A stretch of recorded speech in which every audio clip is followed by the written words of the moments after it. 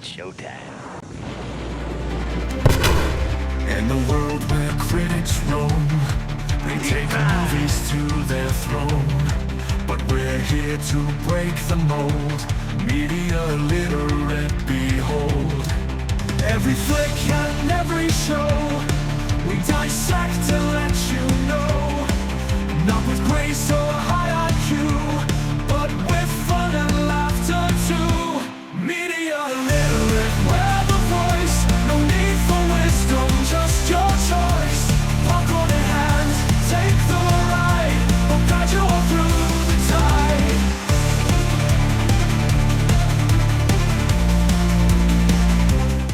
Damn, I wish I could Photoshop, but I don't have the first clue of how to do any of that. But I should make a Gowron Bob Ross Joker. Joe Carr making the face. Yeah. Joe Carr is such a strange character that exists outside of the West. That if you're not like plugged in at least in a minor degree, as what's going on in like I guess social media stuff in India, like you just don't. And this is old in the sense of Joe Carr showed up with like the first Joker movie. Mm-hmm. And it was like these weird TikTok memes with like this guy walking down the street with a girl, and then like a bully shows up and he's like, I'm gonna take your girl, and he turns away and he's like, oh, I'm cowed or shamed. And then he spins around and he's got Joe Carr face, and it's just this guy doing this like ridiculous like it reminds me like a Jim Carrey smile from like I guess Grinch Who Stole Christmas in a similar way. Like he goes, yeah. Joker. And then usually the guy just goes, oh my gosh. And then they run away. And I was like, he's just making a face. But it's like, I've turned into the evil Joker. Oh no. He's here, the Joker. Don't unleash my Joker. It reminds me of, you get in the West a lot of the, I mean, I hate the term, but the incel-ish sort of, like the indulgent TikToks and stuff that you would get of these kids doing the first person, where it's like, don't talk to my girl, I'll fight you. Oh God, that. Oh yeah, that or the like the Sigma Chad face, you know? Yeah. The Sigma Chad is actually less cringy than the like. Well, usually it's someone's in on the joke, like the it's not just somebody who actually believes it. Thankfully. Well, you get the first. I'm indulging in the idea of the first person. Like he's talking to a bully. Don't talk to my girl like that, or what? You know what I mean? It's almost like they're playing I know exactly out, what you're talking about. Yes, they're playing out this sort of scenario where he's being the white knight to defend the girl that never gave him a chance, and suddenly she sees him in a different way. It's cosplay. It's what indulging in a play form where you get to be the hero in a strange scenario, and all the girls want to make out with you. It's funny, like it's almost like the TikTok version of like the terrible direct to DVD or video movies that these idiots will make, like back in the 80s and 90s, you know, like or God, like what's his face, the lunatic that's making movies now, Neil There's Breen. quite a few of them. Oh yeah, and Neil Breen has been indulgent in that way, where he's always the greatest hacker, the smartest man in the world. I want to watch his movie so bad, but I refuse to pay the exorbitant prices for a DVD-R that he's charging. Well, I don't want to reward him for the things that he's done, as opposed to the decisions made by Todd Phillips in the movie Joker, which we are avoiding talking about. Maybe a smidge. Maybe a smidge. I have been pondering how to approach this conversation. Because the problem is, this movie, unlike our review of Megalopolis, where nobody really cared to talk about the sort of in-depth story or what was going on in the film, and those that did were either self-indulgent or like, I don't understand. Right. Joker, especially with Joker 2, Folie Deux, is everybody has an opinion and everybody's attacking it in different angles.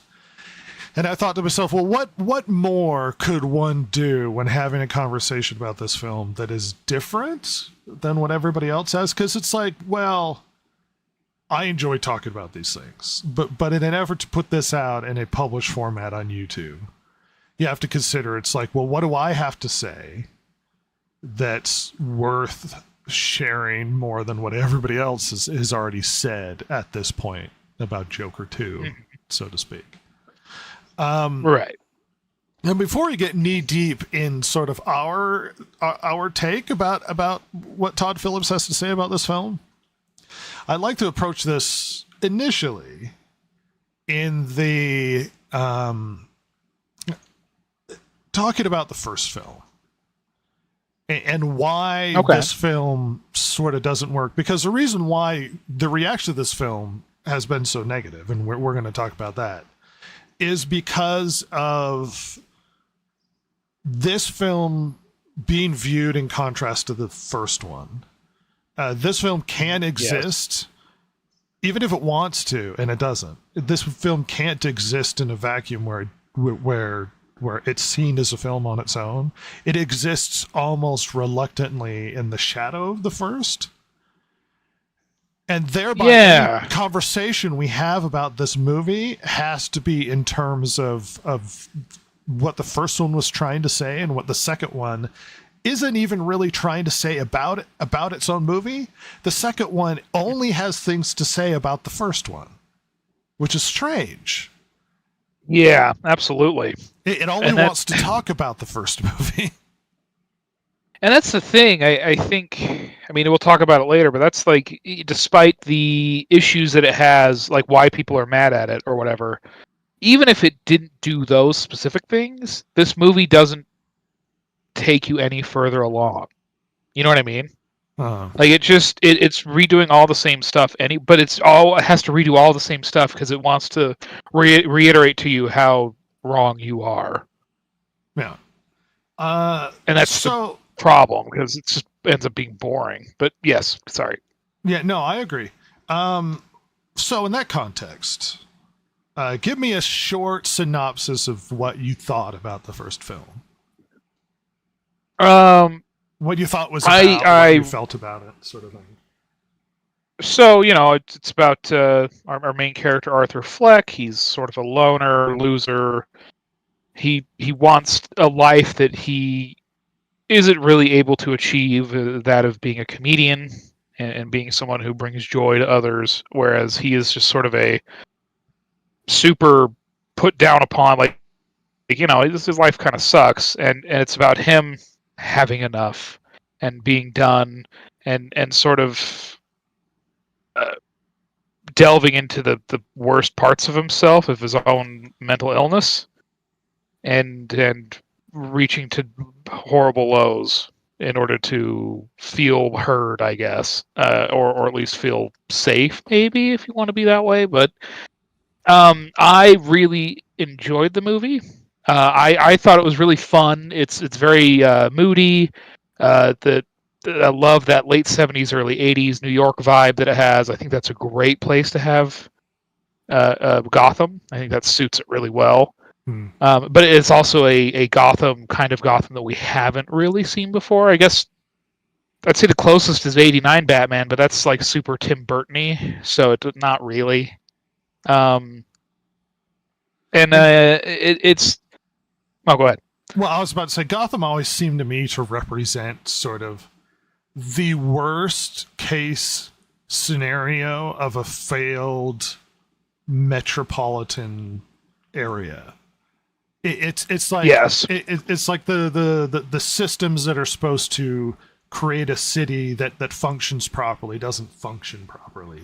It's like maximum. It's the example of the worst city function wise. There's maximum corruption.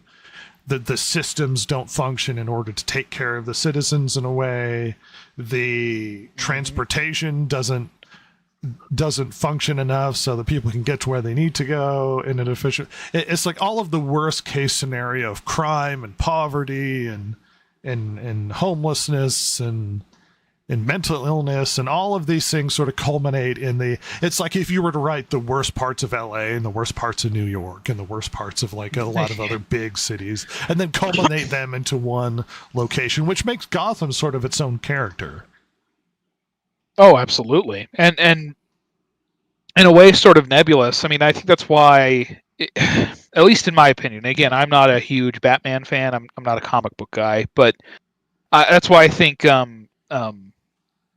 Oh God, I just forgot his name. The director that did The Dark Knight and the Batman Begins. And, anyway, like his is Nolan. very Chicago. Christopher Nolan. Christopher Nolan's kind of more Chicago-y Gotham. I think that works. I think some people like it less and more of a New Yorker, New Yorky one, but it works because because it has all these things that have been in other major metropolitan areas at different times, like all these same issues, all these same problems. It becomes kind of nebulous, and it can be almost any, at least North American, maybe more specifically American city. And it's its own character, absolutely. It's very distinct in that way. I mean, you could say the same about Metropolis, maybe, but I think Gotham is far more distinct, much more. It leaves an impression on you, much stronger.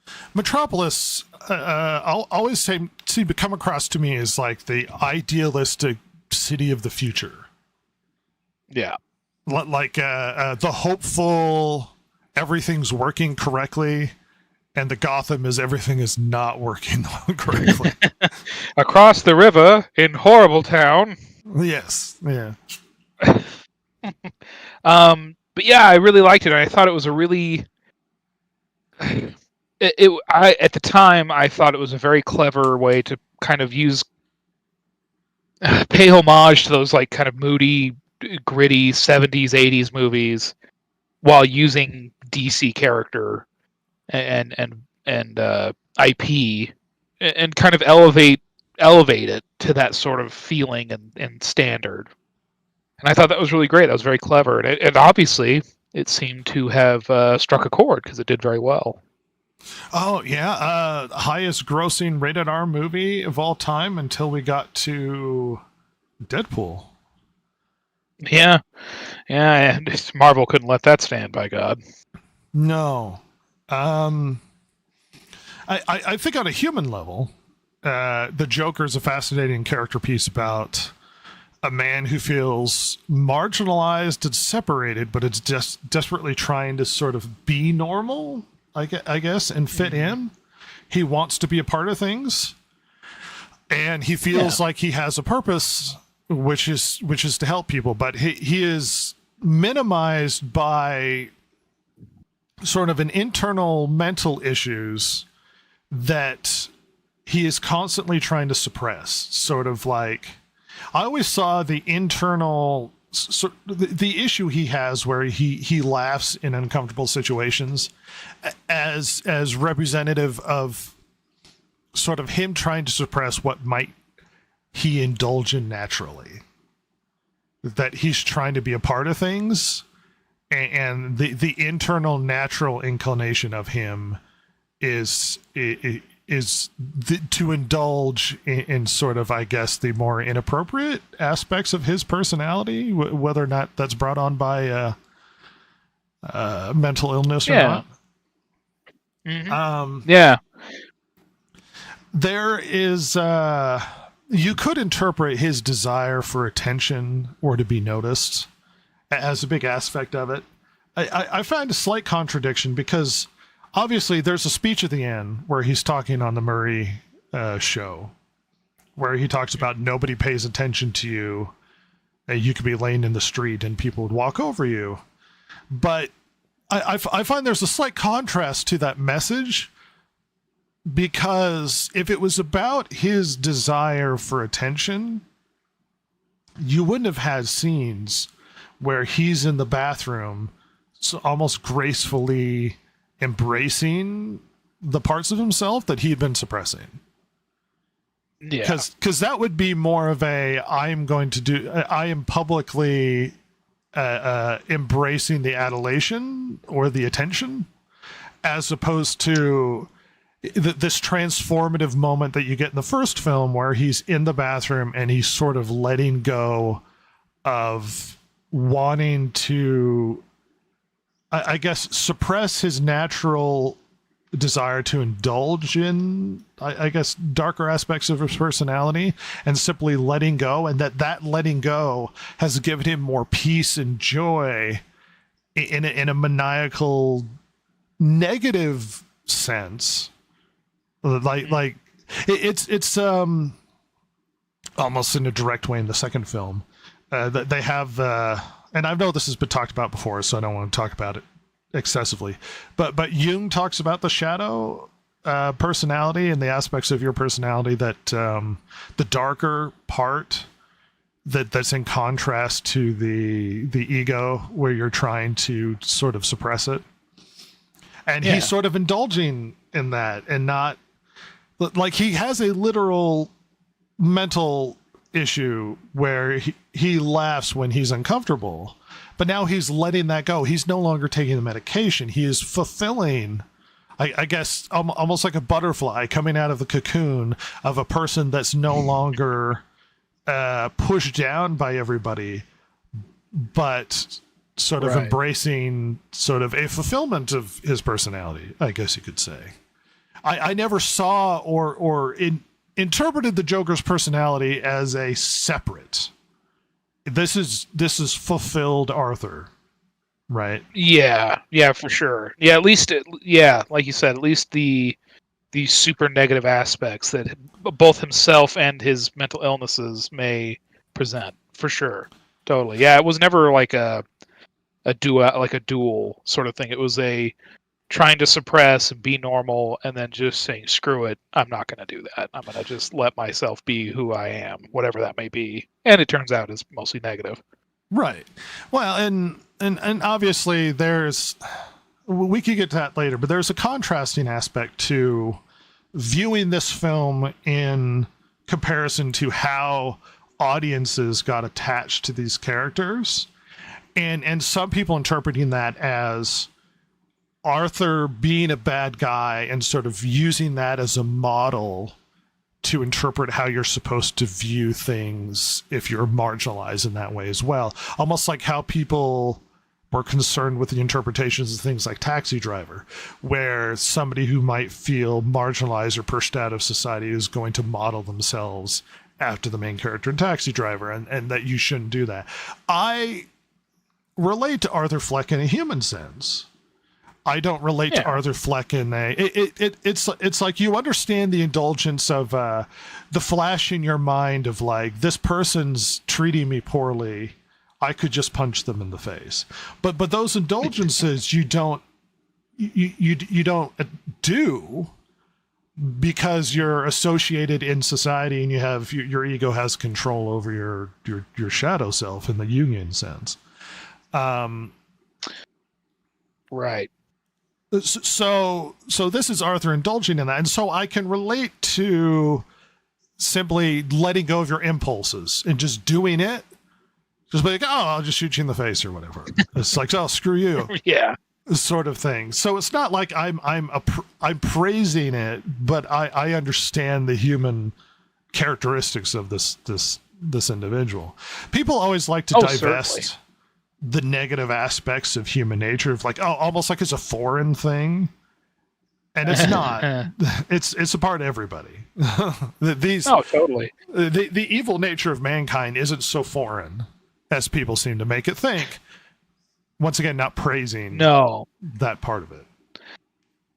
Yeah, and I think it's especially powerful, more powerful is the wrong word, but like effective in the first Joker movie, because you see the really pathetic aspects, like this really sad, like where even if you haven't had those exact experiences, maybe you've had that feeling as like being embarrassed as a little kid, or like because you call the teacher mom or something, just something dumb even like that, and it like you see this really pitiful side of him, and then even when he starts going worse and worse, I mean, it gets more unhinged, obviously, but like you go like, well, I mean, look, we've all like like the guys in the subway part, like we've all seen jackasses like that, and you just in your mind go like, God, I wish a bus would hit them Yeah. or something. You know, like it's not going to say you're going to do it because that's crazy, but it's like just people who in that moment have zero benefit to society because they're just making it worse for everybody.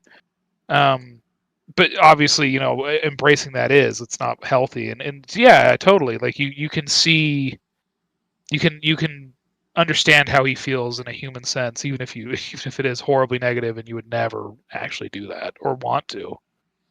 Well, and that's what's so funny is because sort of bringing yourself, how do I phrase this? Being a part of society means you have to accept certain social norms and ways you act. There's no way you could function in a world where everybody just indulged in every impulse that they go on to. Yeah, no. And it does present it, which I can understand, that simply indulging in your impulses, as damaging as it might be to you psychologically and personally and whatnot down the future, that it does have a freeing characteristic to it, where you sort of letting yourself go and no longer holding yourself to sort of, I guess, society's expectations as well as sort of moral expectations as to how you're supposed to keep yourself in check, which is what made the movie so fascinating. There was aspects of the movie that had the unreliable narrator part, which allowed you to sort of interpret a lot of the events almost differently, allowing you to follow your own logical pathway and wonder, well, what was real and what wasn't, and what was he indulging in and what wasn't. Because even the ending sort of leaves it almost up to interpretation of, was the whole thing a joke of a man sitting in a mental asylum? Because you weren't entirely sure. Is the whole thing a joke? Was it... Because we've had interpretations, the classic, and that's the problem with the show, is it exists with the Joker moniker, which means it exists in a world where this character has existed in DC and in film and in other interpretations multiple times. And the classic issue with the Joker is nobody really knows his origin story. That it's sort of up to interpretation or what he's going to share at the time or that sort of thing. And so it allowed for the end of the first movie the idea that maybe none of that happened, or maybe it did, and that we're not settling on the exactitude of what happened. We're settling on the entertaining narrative of a man sort of collapsing on himself and letting himself go, as opposed to it strictly being a Joker origin story, which I don't think I ever wanted to necessarily have in the first place. And I like how they dealt with it. And the Joker, I think in the end, ended up being almost a perfectly encapsulated movie that didn't need carry on, because it was ambiguous with how it wanted you to see the film in its different iterations anyway. So why carry on with a sequel when the movie already was sort of self-contained? Yeah, absolutely. And because that's the thing. I mean, once you start thinking of the, like, this Joker in particular in that sense, like, it really, even when you start thinking about it in your own mind, as far as like, oh, what could they do? Like, Bruce Wayne's too young. He's too old. Like, this, none of this will work together. You're gonna have a 65-year-old Joker against a like 22-year-old Bruce Wayne, like, right? And that's why, like, in the sense, this was an incredibly good single shot. Like, just have one and done, let it go, and because it's a really good story by itself. And once you try and really adapt it to anything more than that, it kind of really doesn't work too well. Because you almost wonder, it's like, is Joker eternal? Like somehow he's just forever the same age fighting Batman, or like, you don't need those questions answered. I don't want to think that you've gone through the whole process of presenting this Joker and then he's just not the Joker, sort of thing. Yeah, it would be a big letdown. I think at the very least, just be like, oh, okay. Well, and when Todd Phillips talked about the movie, he characterized it as a real movie, basically hidden by the fact that it's a superhero movie, because he apparently doesn't like superhero movies. Yeah. Really? He doesn't? Huh. No. I don't know if we'll ever get any indication of that. But he sort of snuck in what he saw as a real movie under the guise of sort of a superhero movie. Yeah. I suppose, because it's taken very seriously what one might interpret as a very maniacal, evil, indulgent character that's fascinating to watch as they sort of go about their life of whatever flips their fancy. And the reason why I bring this up is because the movie made $1 billion. Much to WB shock, it seems. Well, right. But would that movie make $1 billion? It was just the Arthur Fleck movie and not the Joker movie. No, it wouldn't. And no, I got the oh, go ahead. Sorry. Well, I got the impression that Todd Phillips didn't like that in his head, in his mind, he doesn't like the idea that he sneaks in what he sees as a real character piece movie under the guise of a superhero movie. And I think it might bother him in the back of his mind that instead people came to it because of the superhero part and not because of his indulgent character piece about a character named Arthur. Right. And I was going to say, like, the thing is, it's because I think you're right. I think he does see it that way, or at least feels that way, maybe. At least it comes off that way, as we'll get into. But I think that's a shame because maybe, like, yes, and who's to say what this movie would have done? It probably, I would like to think it would have at least made its money back, but I don't think it would have been a huge box office smash if it was just this weird, like, goofy little standalone movie. It would have been really good, very interesting. People would have really liked it that found it, but not nearly as many would have found it. And I think people showed up to this movie, not necessarily, I mean, because, you know, not every DC EU movie made $1 billion. However, it was this combination of people had eyes on it because it's a DC product, but on top of that, it's this really strange, I don't want to call it a gimmick, but like this really rare instance of, like, hey, this is a DC, like, this is a DC movie, there's a comic book movie, but it's also a really good movie. You should watch it. This is a very serious, like story, and it's really worth watching. It's a character piece, and I think that kind of shtick, if you will, or that that uniqueness lent itself. You know, the quality of the movie plus this being, because, you know, look, there's some Marvel movies that made a whole lot of money that really didn't deserve it, and I think made it based on the previous films that came before it, and this is not the case here.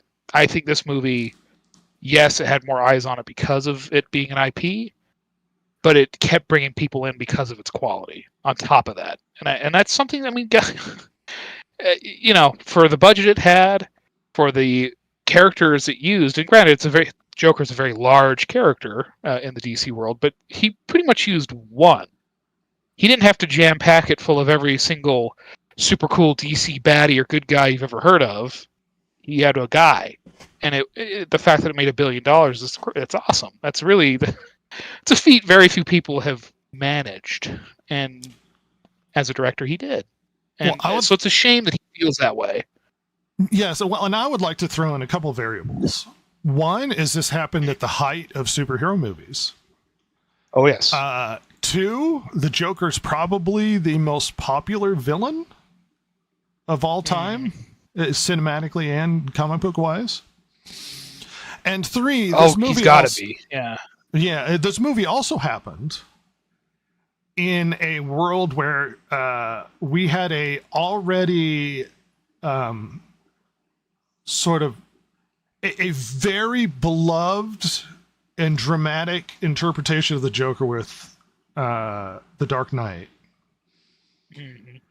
And violence occurred at that time, and there was a lot of accusations that the violence had something to do with sort of the incel counterculture, whatever you want to call it, anarchic sort of view of like, if the world is pushing me away, then I'm going to embrace this sort of thing. And there was a shooting at a movie theater in Aurora, Colorado. This movie exists in that world, which created this sort of paranoia that we were going to get more incel violence and people attaching to this character in a negative way, seeing it as a model for their own personalities, which didn't happen, which didn't end up being produced.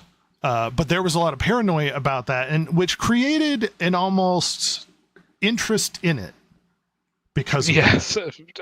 A kind of viral marketing you can't create yourself. No, I mean, there was metal detectors at the doors when people were going to go see the film. There was a lot of Weren't paranoia. there ones We with were going to National get Guardsmen? violence. Yes. Funny enough, there was no violence at screenings of the Joker, but there was violence at screenings of Frozen 2. The true anarchic hero. The true anarchic hero for the incel class. But in this world where we had an almost perfectly encapsulated first film, we get a second one. Now, famously, Todd Phillips said that he had no intention of ever making a second film. He didn't want to make a second one. Every time people asked him about it, he's like, no, I'm never going to make a second one. But then we get a second one. And a lot of the expectation as to why we got a second one is probably because WB backed up a truckload of money into his into his house and then just dumped it on his lawn and said, here's all of your money. And that's why we get the second film that we did. You wouldn't disagree. No, I mean, hasn't it been said that the payout for the director Todd Phillips, Gaga, and Joaquin Phoenix was the budget of the previous film? Yeah, it was like 47, something like that, which is almost, because the first film cost him about 50. Yeah, and so I mean that's big money. And look, I would do it. Of course, obviously, you'd be a fool not to. I mean, like, you're leaving money on the table for your family, for your own future, like. But it's there's been a lot of projects that were made like that. A notable one from my childhood was Jurassic Park: The Lost World. Yeah. Mr. Spielberg did not want to make that film, but you know what film he wanted to make? Well, that's Schindler's List. So he had to agree to do a sequel to Jurassic Park, and they would greenlight his Schindler's List film.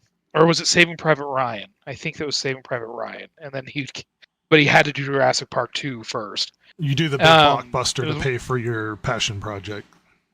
Yeah, as I recall. It's because I think he went from Jurassic Park directly to Schindler's List. So yeah, I think to get Saving Private Ryan, you got to pay the piper, and that is a movie you didn't want to make a sequel to. And by the way, neither did Michael Crichton, for that matter, the author of the first book. He made The Lost World because they backed up a truck full of money to his house, is my understanding. Was it made so that they can make a second movie? Absolutely, yes. Because I remember reading The Lost World and being fascinated by the fact that he spends a lot of time in that book talking about what that trailer looks like and what it does and how fancy. Did you remember that? I do remember that. He spends a lot of time describing how big it is, what it looks like, what it can do, all of the fancy stuff in it. And I was like, wow, he's really into this trailer. Yeah, and you know what's funny is I remember reading Jurassic Park in high school, and then I read The Lost World after that, and I remember thinking, like, man, they stuck a lot closer to The Lost World. Yeah. And, well, gee, I wonder why. So, this isn't anything new, but it's Whereas The Lost World is a flawed but still entertaining movie trying to recapture the magic of the first one. Our director here took a very different tact, and that's what is so fascinating. Clearly, I mean, that is rather than just a half-hearted like, well, I got millions of dollars for it, but boy, I don't want to be here. I mean, people are gonna analyze and interpret this movie over and over again for years because we're seeing a single film that was beloved across the board. Fans and critics did monumental success in the theaters financially. Mm-hmm. And then a movie that is hated by fans and critics and did extremely poorly by comparison when it comes to its financial success. Which is such a strange contrast to, I mean, film creators. You're going to have university professors talking about film and writing for forever, interpreting the issues with this film. Why did it not succeed? And you have to address, at least temporarily, the fallout from the first one, because the fallout from the first one created this massive internet, social media, I guess, like footprint on the culture, where it sparked a huge amount of like, I guess, people indulging in the character itself. There was this issue where just huge amounts of Instagram influencers were going to that staircase and dancing down it dressed as the Joker so that they could get themselves, that image of themselves, in social media and Instagram and stuff, so that they could get the attention because of how much attention that the movie had. This sort of anarchic counterculture sort of character. The amount of people sort of trying to recreate his dance, dressing up as his character, talking about his motivations. I mean, it created a huge social footprint across the board for people all over the internet. And I don't think that didn't have an effect on Todd. Oh, I think there's very few people, specifically in Hollywood, but really in any sort of public-facing entertainment industry, that doesn't at least kind of care or want to know how their work is being taken by those who consume it. I mean, I don't think there's anybody that I can think of that's certainly at least well known that doesn't at least kind of do that, if for no other reason than just to know what they could do better so they could make more money next time and be more successful. Sure. But it sounds like Todd Phillips has more of an artistic streak in him, which is not a bad thing per se, but I think it's going to lend to him being a little bit more miffed at perceived interpretation. You know what I mean? And this movie was it was for a goofy, like not goofy, but for like a serious, like really downbeat R-rated film. It was crazy successful in a way that and left a huge, like you said, a huge ripple on popular culture, and which is interesting because we had this super dark movie in 2019, and what came right after that was horrible 2020. And it's almost like it was perfectly fit for the time and what would come later. I mean, certainly I would think for a lot of people, maybe not so much you and me, you know, the whole summer of 2020 was, you know, had shades of this to it. You know what I mean? Well, that's the thing. I mean, obviously we're not a political podcast, but this can't be talked about without it existing in the world where it came out in. I mean, however you feel about Donald Trump's presidency, it existed in a world with a lot of detachment when it comes to society and culture. There was a lot of protests and whatnot. And this character, much like the anonymous the Guy Fawkes masks, exists sort of to represent counterculture and protests and whatnot. This specific Joker makeup got turned into masks that existed all over the place with people protesting and committing violence. It left a mark on the culture. And so when we get a second movie, there was a lot of expectation that it might have another a similar effect, and there was a lot of expectations to where it's going to go and how it's going to talk about sort of the character and his evolution and what's going to happen.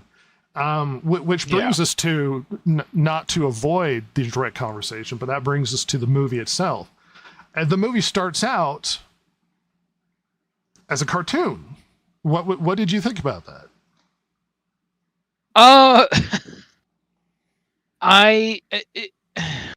Well, it's interesting because I remember when I watched the first film, it went in that really classic WB, like that 70s WB logo. And I was like, oh, that's like, I loved that. And it really obviously fit the tone of the movie and the look. And it's the classic WB animated logo. And I thought it was an interesting callback. It was, God, you know what's funny is the rest of this movie got so. The rest of this movie is so weird and like it makes you so much to grapple with that I almost forgot about the animated opening. Because I thought, like, when I first saw that when we were in the theater, I thought, oh, that's probably the most distinct part of this movie, and maybe one of the musical pieces. And it's like, no, everything falls by the wayside. I mean, this is. I guess did it almost kind of serve to be a recap of the previous movie, maybe in Arthur's own mind, I guess. It's a very odd, and it's like right out the weirdly gate, violent. It has a problem because it reinterprets the events of the first movie, I would say, inaccurately. Yeah. Because as much as we get the representation of Arthur sort of indulging in the darker aspects of his personality and emerging like a butterfly as this Joker persona, the cartoon interprets it almost as if he has a split personality. That there is a Joker, a darker Joker aspect, and then there's Arthur. And that the literally two are his fighting, shadow? Yes, literally his, which is why I brought up the Jungian thing, which was brought up in another podcast, so I don't want to retread it. But literally his shadow is fighting for control over who gets to be in charge and dictate sort of his actions and his events as things progress forward. Which I think directly contradicts the events of the first film. Because the first film never presented it as if this wasn't Arthur committing these acts. It always interpreted as this is Arthur just indulging in it and creating this sort of exaggerated aspect of his persona. But it's not a different personality. Yeah, if anything, it's falling deeper and deeper into his dark, the darkness in him, like the bad impulses. Rather than like, I as a viewer of that film several times, I never got the impression that there was a different person in there. No. And the animation is telling you that. So immediately you're like, oh, I don't know about that. Which is strange because we end up with Arthur in an insane asylum. And downbeaten and not the Joker personality, which one would assume if you're going to create this sort of evolving character immersion into a violent, indulgent Joker personality, that you might see, well, where does he go from there? And instead it sets us back at square one. With him back to where he was before. And my expectation for the movie then was, I guess this is going to be him being that character and I guess retreading the same ground to emerge again as the Joker, I guess. Because it feels like at that just point I was kind of assuming waste of time. He would go deeper, like go further. Does that make sense? Because like where the first movie was very his Jokerness, his chaos that he brings on is very scattershot.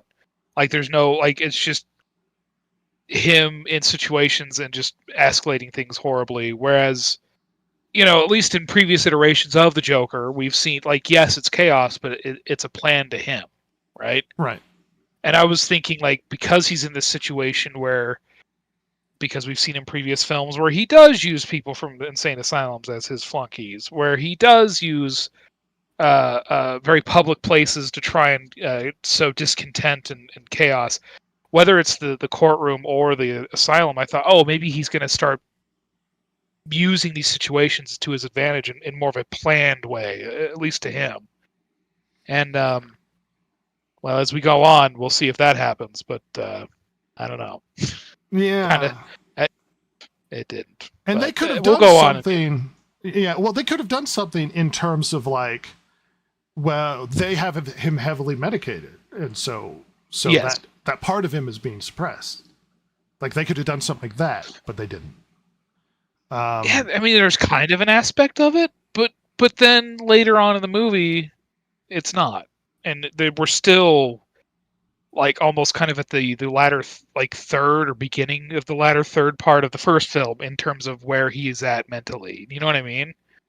So it's like it was, as I talked to you about this before, like this movie has a lot of like, oh, we're gonna do this. Oh no, never mind, we're not doing that. Okay, oh, we're gonna take this point of view, this angle. Oh no, we're not doing that either. Like just it feels like over there's it, a lot over of again. Unfulfilled, I guess. A lot of storylines or directions that seem to go nowhere and never get fulfillment for a lot of the directions they're trying to take it. No, it almost feels like it's trying to do a bunch of different things, but it ends up being unfocused in where it's trying to go. And I don't want to do too much of a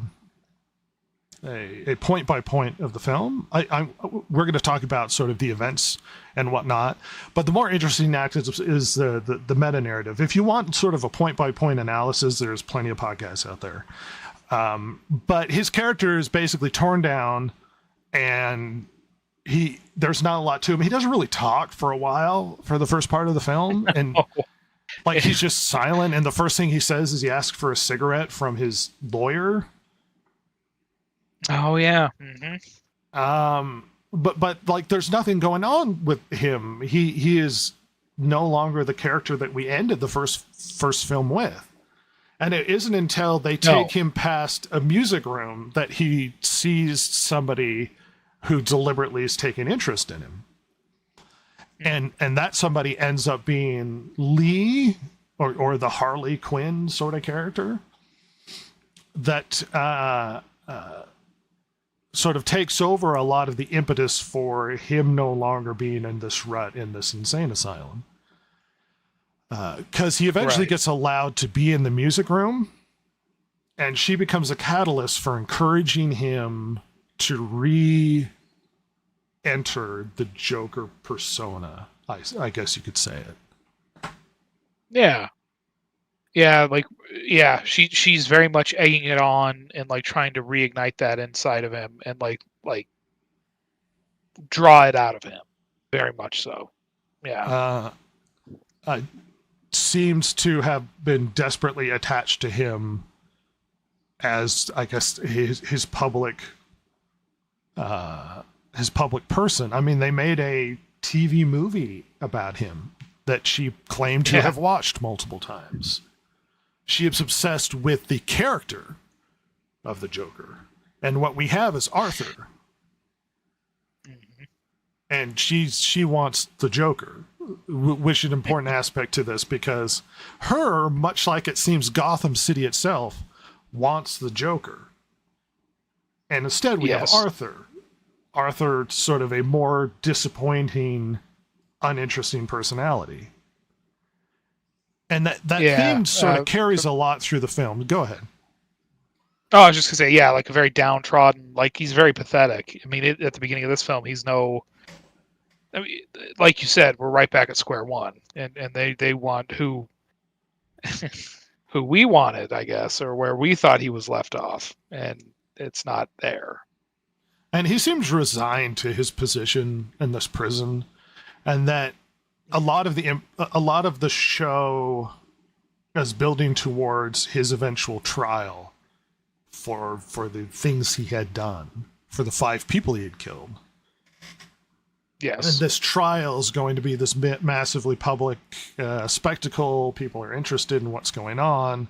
He's going to be put forward in front of the world, who's been desperate to see this crazy character personality that not only killed people, but killed somebody on national television with the ending of the first film.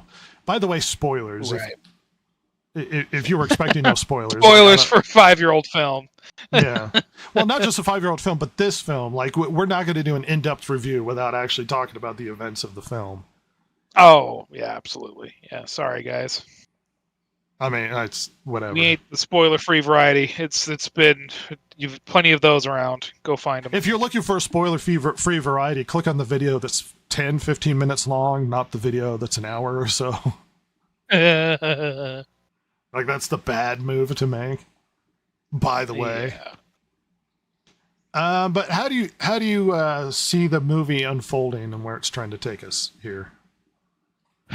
Well, I'll be honest. At this point, as I mentioned just a little bit earlier, I'm like, oh, so this is at this point in the film. I think that we're gonna do like an Arkham asylum, getting the inmates running the asylum, right? Like he's gonna cause some sort of riot there, some sort of thing to either escape or have a mass escape.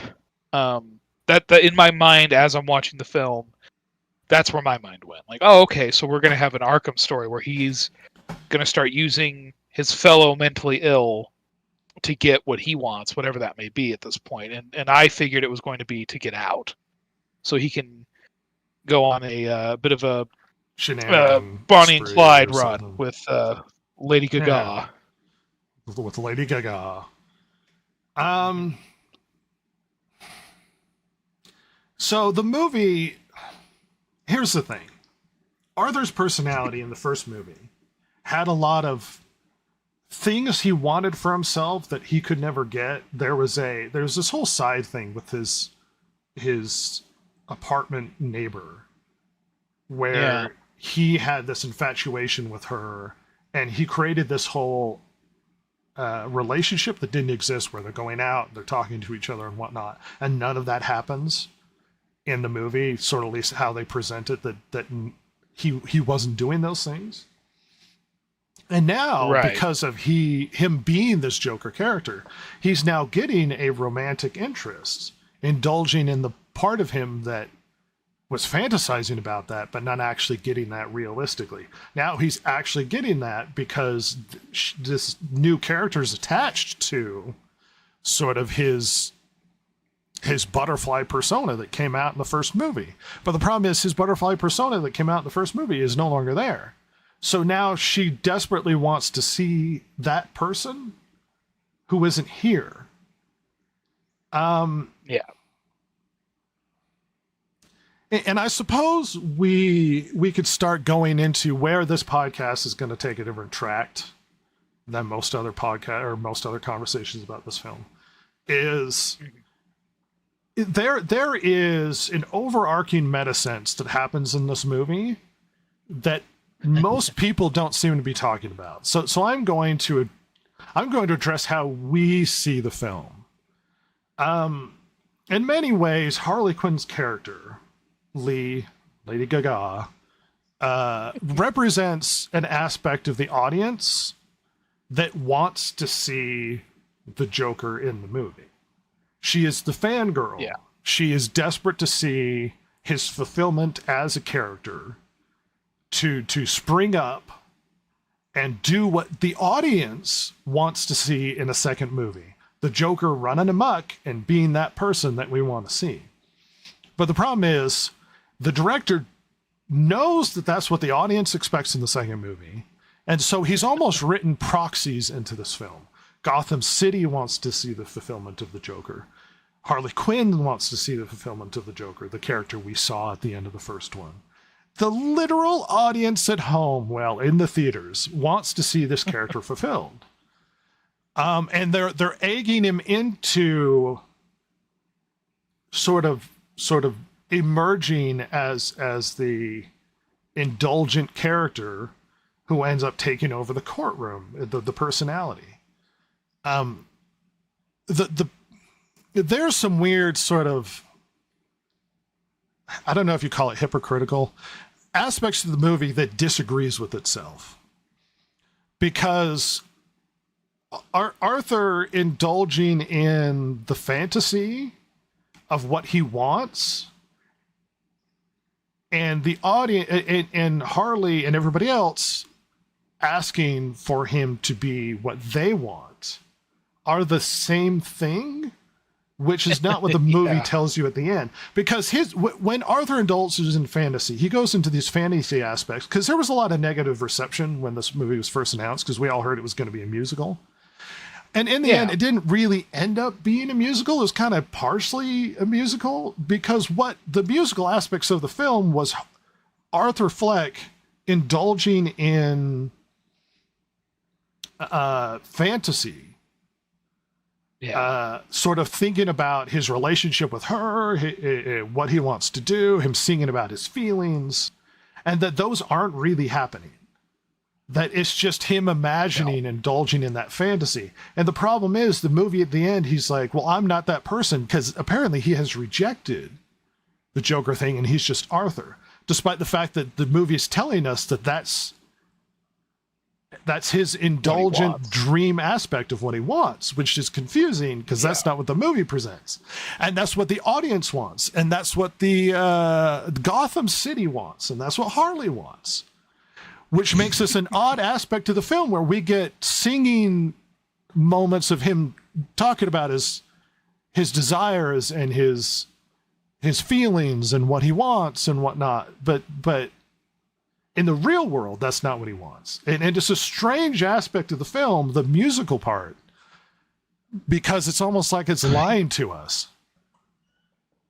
Yeah, it's another part of this film, much like the various, like, whether it's Arkham, whether it's the courtroom, and now the musical aspect of it, that is a false start. It is cinematic blue balls, if you will.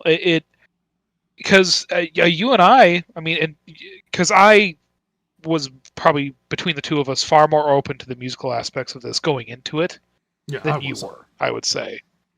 Right. And you and I mean, you even looked at me and went like, yeah, they should have done more with that. Yes. As if they were going to do it. Like it. Yeah, exactly. Like, because honestly, at least for me, I really liked the more grand, over the top musical bits that were clearly fantasy. I thought they were really fun. They were very jokery, and obviously it's meant to be a crowd pleaser that then has the rug pulled out from under you as an audience member.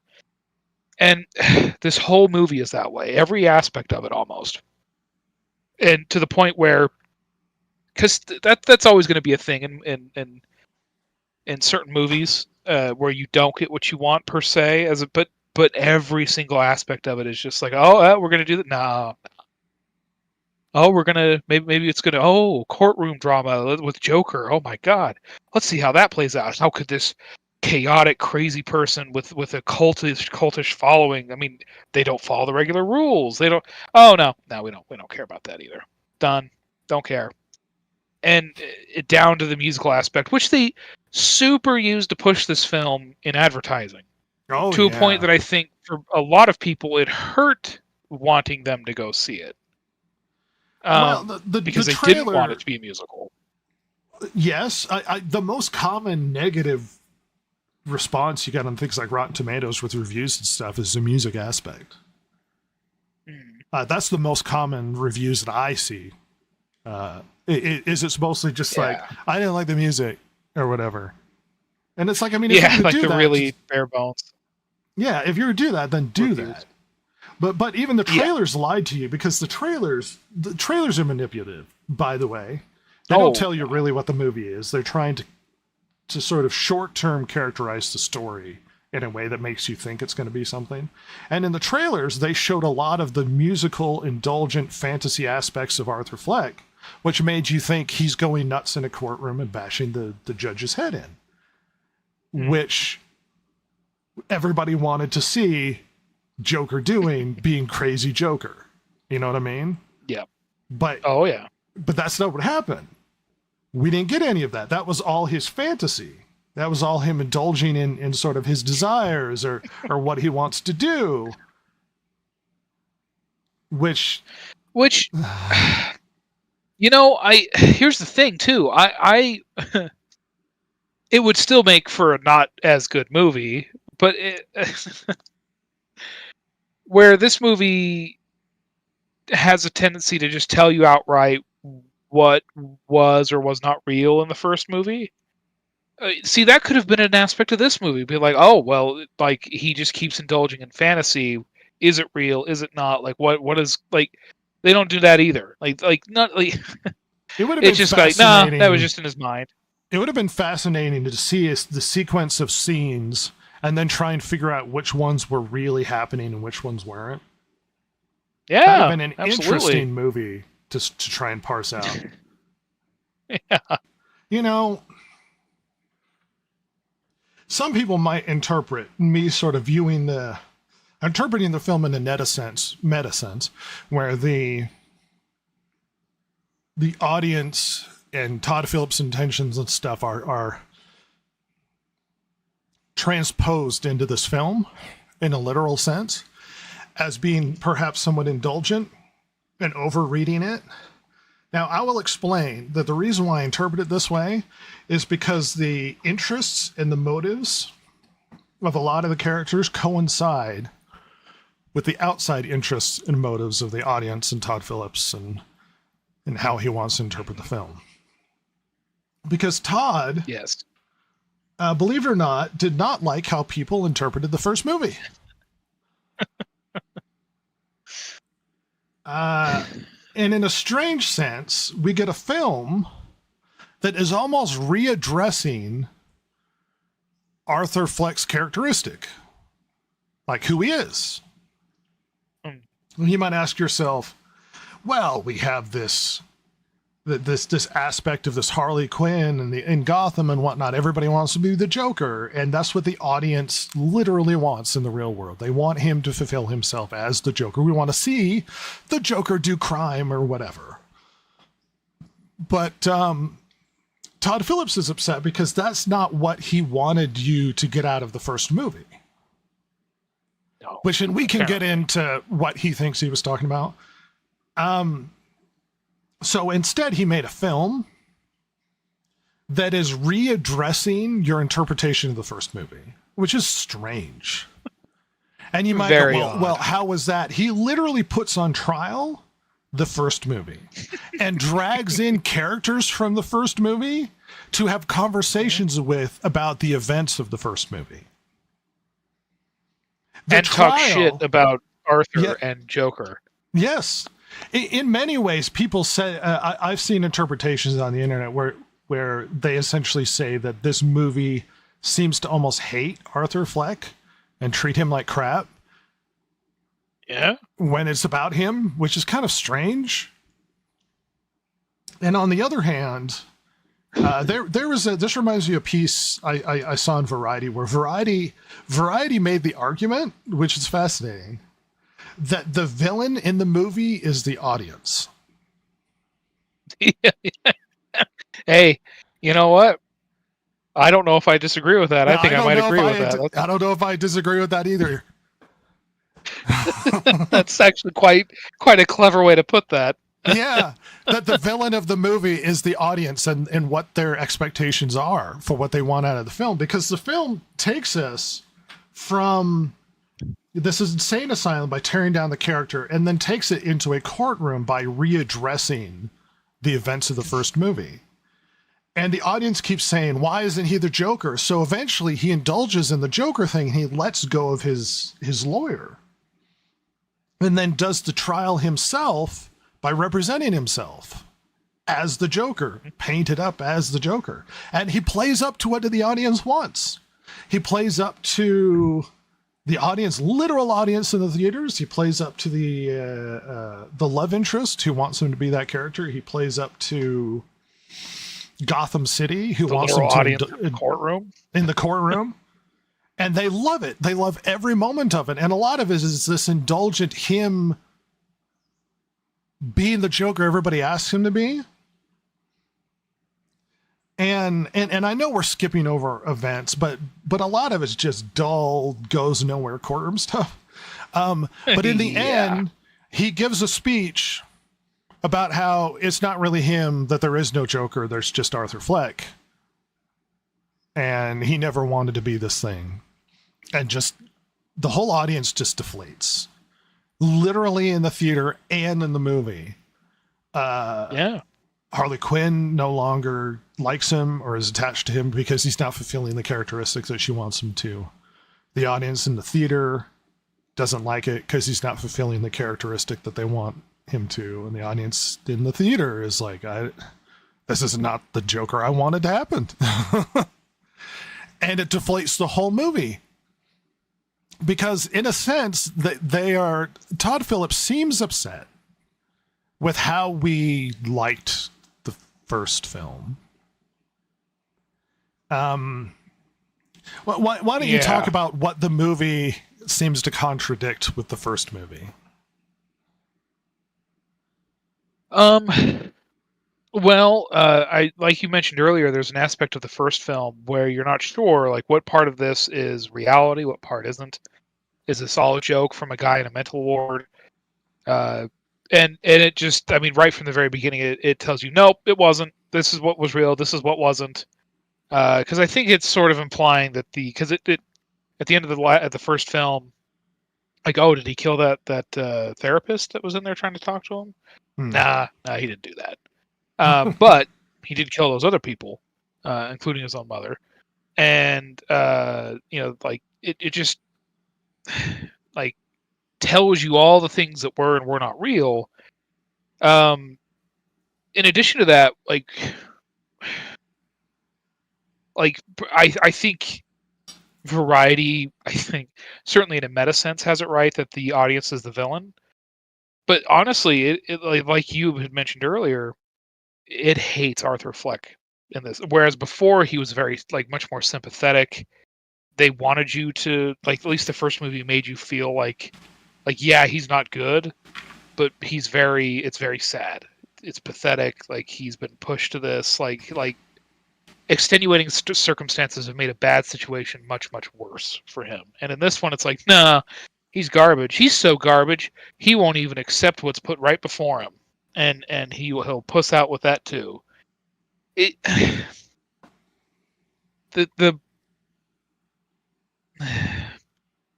only thing that I would say is constant is Gotham's interest and want for the Joker. That's it.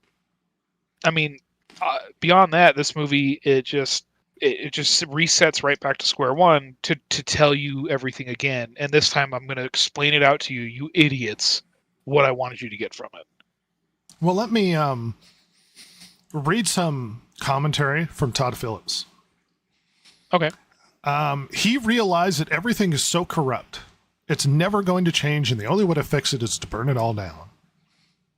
When those guards killed that kid in the hospital, he realized that dressing up in makeup, putting on this thing, it's not going to change anything. In some ways, he's accepted the fact that he's always been Arthur Fleck. He's never been this thing that's been put upon him. This idea that Gotham put people put on him, that he represents. He's an unwitting icon. This thing was placed on him, and he doesn't want to live as fake anymore. He wants to be who he is.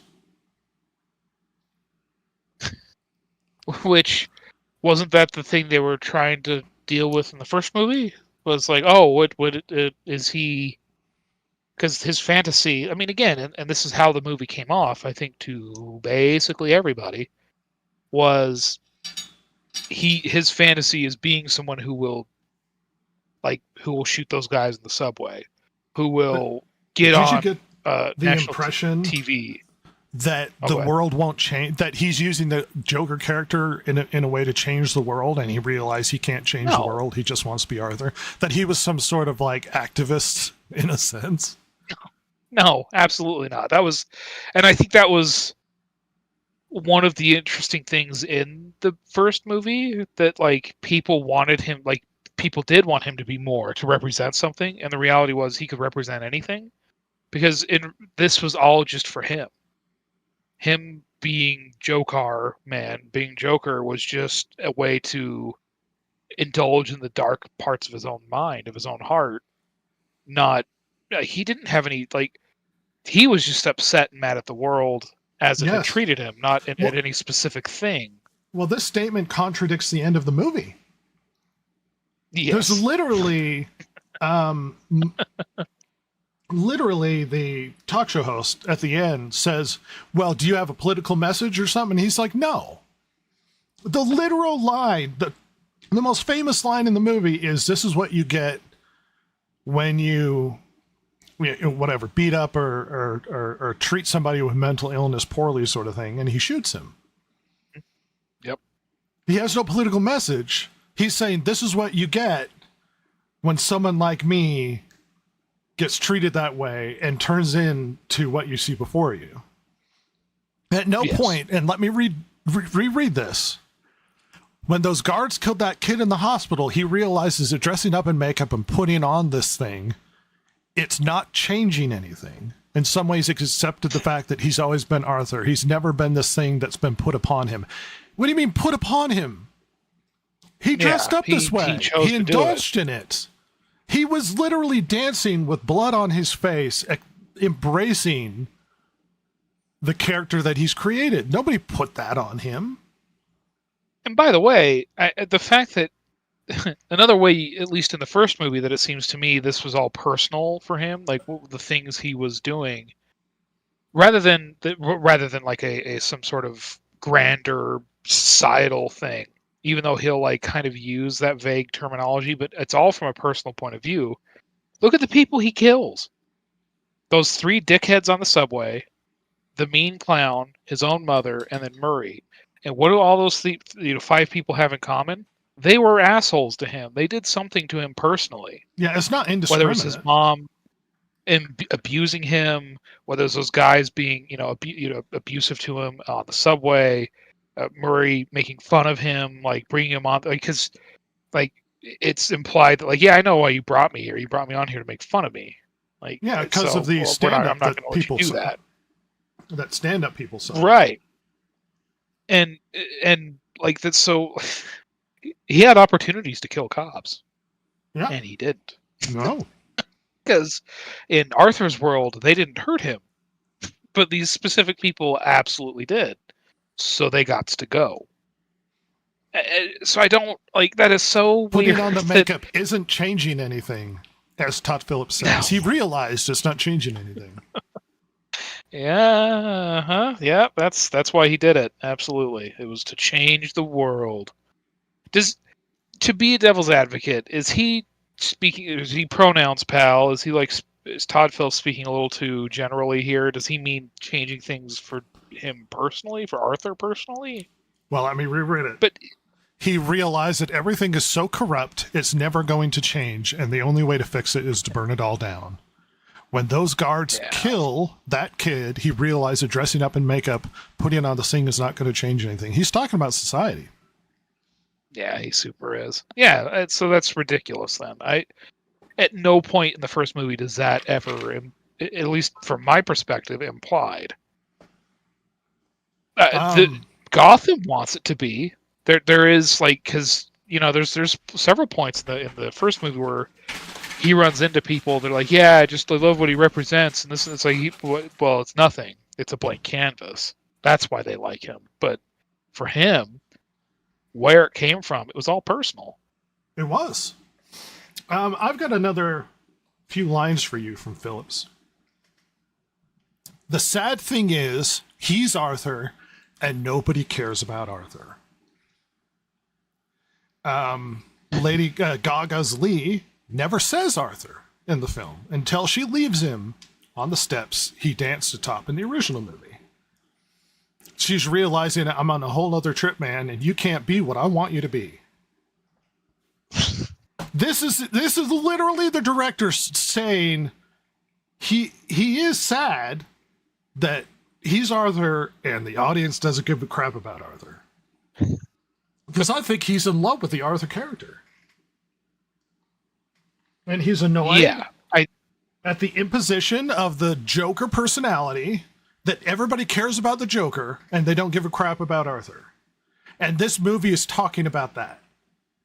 About his feelings about how people were obsessed with the first film, but not in the way he wanted them to. They were obsessed about the first movie because it's a Joker. And he's like, you don't get it. He's not the Joker. He's just some guy. And it's funny. There are some other lines. Let's see if I can't find it. There was another interview. Let's see. The big thing with Arthur, Joaquin's version of Joker, our version of Joker, is he's not a criminal mastermind. It's one of the things we've always said about him. Even in the first movie, if we never made a sequel, it was like, think what you want about this guy, what this guy turns into, but it's never any version of the Joker that we all grew up on. You know what I mean? That's not who Arthur is. He's not the Joker as far as Phillips was ever concerned. Yeah. He's some guy named Arthur. Yeah. And watching a movie about some guy named Arthur is not an interesting movie to watch. And this undermines the first film entirely, is the problem. Yeah. Oh. Yeah, he really is mad that Joker over Arthur being Joker overshadowed Arthur, which is ridiculous. Why did you make that movie then? Like, that's ridiculous. Because he couldn't get funding for his passion project if it wasn't a superhero film. Oh my god. And what kills me is a good chunk of his passion project is what made that movie successful. Like, because if the movie hadn't been good, it wouldn't have made $1 billion. You know, it wouldn't have stayed in the cultural zeitgeist, in the mind of everybody for years and years until this one came out. So, how petty do you have to be? It's just what a snooty artist way to be, I guess. Like, that's incredible.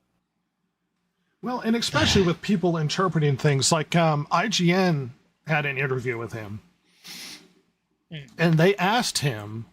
Let's see. They have a couple questions. I'm going to read this. IGN says, I'm watching the film and I'm struck by the fact that this is somebody who is essentially a newfound celebrity dealing with a following and a fandom that they didn't necessarily think they'd ever get. Todd Phillips says Arthur Fleck, didn't sign up for it. They didn't ask for it. That's why would he do it on national television and get all of the attention, but fine.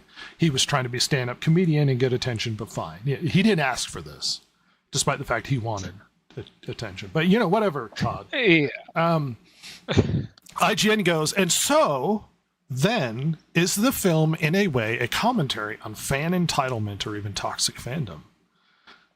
Todd says, not so much that, to be honest with you, but one of the things that we always thought about the first movie, or one of the things I definitely said enough in defending the first movie when it needed to be defended, because people said it's irresponsible, it uses violence. And I always saw it quite literally the opposite. I thought it was responsible because it was showing the actual real-world effects of violence. It wasn't glamorizing gun use in my mind. It was actually showing, oh my gosh, this is brutal. And I think that the reality of it maybe is what turned people off, the people that were turned off. One of the things we tried to continue there is the same idea, is, to me, a really important scene in the movie when he cross-examines the little guy, Gary, or Mr. Puddles, obviously. Why? Because he's showing you the real-world effects of trauma on a person witnessed. My Lord, Todd, you were upset that people were indulging in him getting revenge on people that might have earned it. I mean, maybe didn't deserve what they got, but were asking for it. And you were so upset of people's, I guess, indulging in the violence of it that you cross-examine Mr. Puddles to show him pathetic and broken, to show this is the consequences of violence, or this is the consequences of my first movie. Oh my god. And the thing is, I mean, maybe it's just because glorifying it, but no, I was gonna say, like, that's why I was a 29-year-old man when I watched the first one, and I'm a 34-year-old man now. I don't recall that ever being glamorous or cool. It's not like I was sitting there watching, Black Hawk Down or, so, like a cool action movie. Like I wasn't watching a Seagal film. Like what is he talking about? Glamorized? Like Well, and does this he really belies think my people point. did? This belies my point that the movie, like the trial, is literally putting the movie on trial and our interpretations of it. He wants to readdress the fact that it's like, no, look at the violence and what it did to this poor man. Which I'm going to be honest. I thought I didn't need to. I mean, it's fine that Mr. Puddles came back. I'm glad the actor's getting work. Good He for you, did a pal. really Get good that job DC with paycheck. what seems like an aspect of the film that seemed unnecessary to readdress. He seemed pretty busted up at the end of the movie, or in the movie in the last one. Yeah, exactly. I was going to say. I mean, he seemed pretty absolutely terrified in the last one, so I didn't know if we needed Mr. Puddles again. But I'm glad he was there, if only so he could get a paycheck. However, it is how do I put this? Is Todd Phillips I guess I'll ask you this. Do you think Todd Phillips is personally interacting with the social media content around Joker, the memification, the whatever? Do you think he personally is actually interacting with it, or is he getting told it? I don't know. I guess I could say both, because look, with some of his interpretation and how he talks about the film, he talks about it's like, oh, I'm trying to do this, and this was an interesting direction, but in literal action, it feels like he's talking about the narrative about the first movie. Yeah. And I think he himself is interacting with not just the fan reaction to the first film, but the social media aspect of the first film, whether or not he sees it directly or it's told to him. I think this movie is responding to it. It's weird because a lot of the movie can be seen in an allegorical way of almost every aspect of it. It's like Arthur's character is beaten down and he's just Arthur, and people want to see the Joker, but he's not the Joker. And that's because Todd is like, yeah, he wasn't the Joker in the first movie, and they want to see it, and I'm upset about that. So I'm going to make a movie about talking about this aspect of the movie, which is funny because if we interpret the movie as it is, it comes across as kind of a slow, boring, cut up with weird like musical set pieces that aren't like musical pieces in like they're stopping and singing. They're musical pieces like they're set aside on like sets, almost like they're on like a stage. Yeah. With weird backdrops and stuff. The only time you actually get him almost like he's singing at the place he is, almost fantasizing, is in the courtroom on a few occasions. But the movie is slow and boring, and it doesn't seem to want to readdress the events of the first film, and it tears down the character more. And then the character starts indulging in things, and it keeps beating down the character until he's like, well, I'm never the Joker I never wanted to be. And then he loses all of the adoration from Lady Gaga's character and the audience and whatnot. And then in the end, Todd Phillips, in almost meta sense, says, you didn't appreciate Arthur and the character I created for you, and you wanted the Joker. He ain't the Joker. So I'm going to do what you want me to do. I'm going to kill him. And he stabs him to death. And not only am I going to kill Arthur, but I'm going to imply that I'm giving you the joke that the one who stabbed him is the Joker that you really wanted. That's the one. Because Rhett... Go ahead. I was going to say, because Rhett, I remember when I was in the theater watching this, I went, oh God, they're doing this? Like, and it to be fair, it is a very like, it does shock you, not maybe in a sense that you'd want, but it is like, oh my God, what?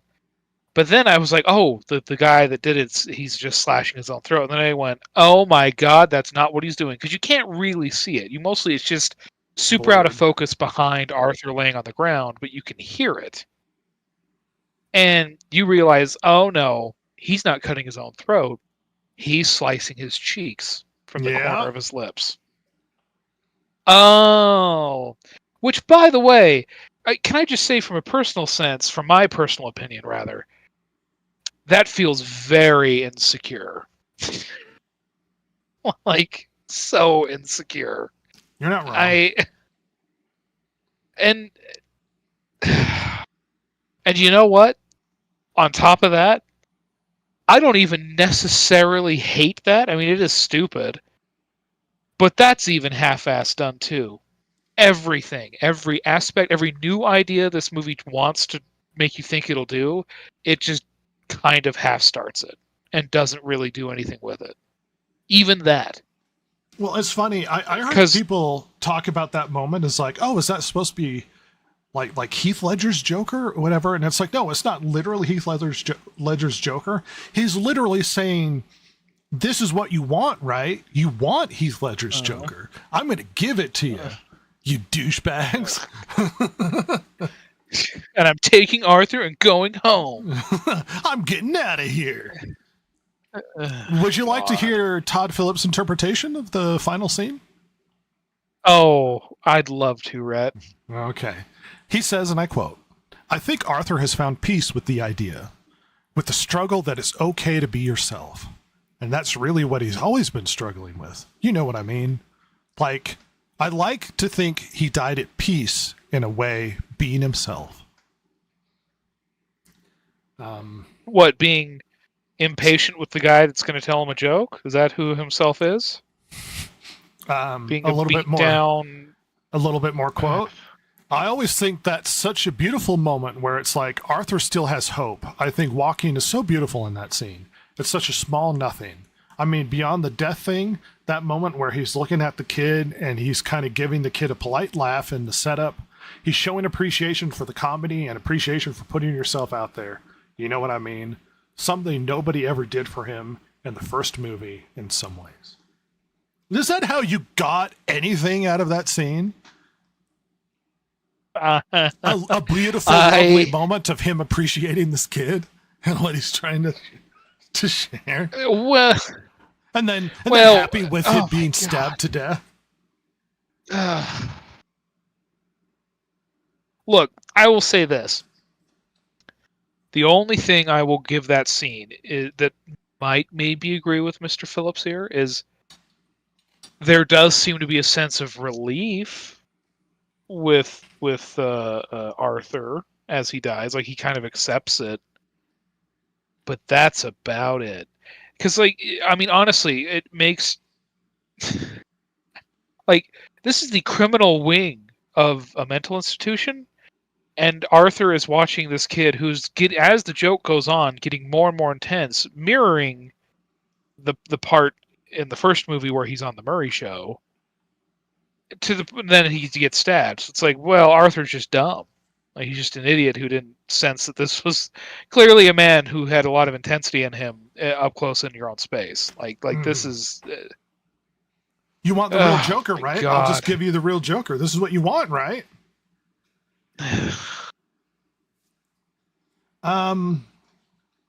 He's really trying to be charitable with how Arthur ends there.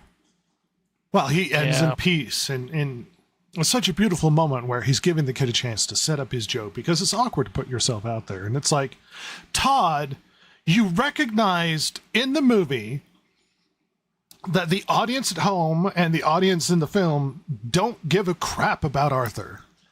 You've said that in interviews. They want the Joker, and they didn't get the Joker. So at the end, you stab Arthur to death because you're like, you don't want him, you want the Joker, right?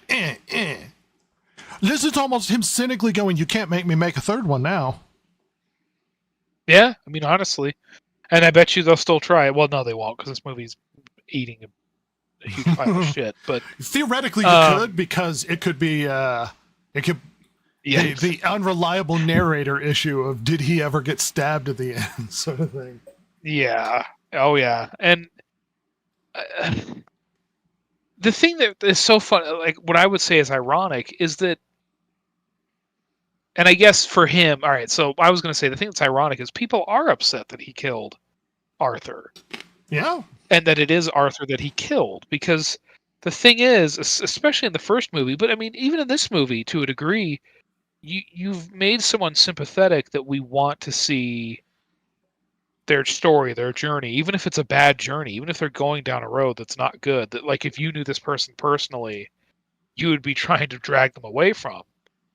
And now you've just, and not only are they going down this like that dangerous path, but like it's a path to a character that is kind of universally loved as a villain. And now it was interesting. It was an interesting take on the Joker's origin because as most people have, like Dark Knight, Heath Ledger's Joker, very nebulous where he came from. There's theories that he was a veteran that came back and was angry, whatever. Whereas Jack Nicholson's, and I think kind of the more older established version is he's a guy that fell into a big vat of goo and turned him this way. But he was like a gangster. Like, Yeah, whereas this was like, he was already a criminal, like criminally minded person. And this one, rather than someone who was maybe more gifted physically and like maybe talented with violence, like say maybe Heath Ledger's possibly was, depending on which idea you want to go with his origin, or somebody who had power and was criminally minded, like the Nicholson style. You took someone who was on the very bottom rung of society and made him into this. Like that's a really interesting idea. That's a fun story. And you were upset that people liked the Joker aspect of that. Like, that's so ridiculous. Like, and then not only that, but then you took away the other aspect of it that they liked, which is Arthur, because people did like Arthur. They thought, I mean, it is interesting that he's the lowest rung, and he is becoming this dangerous person who can bring a whole city to a complete standstill with his actions.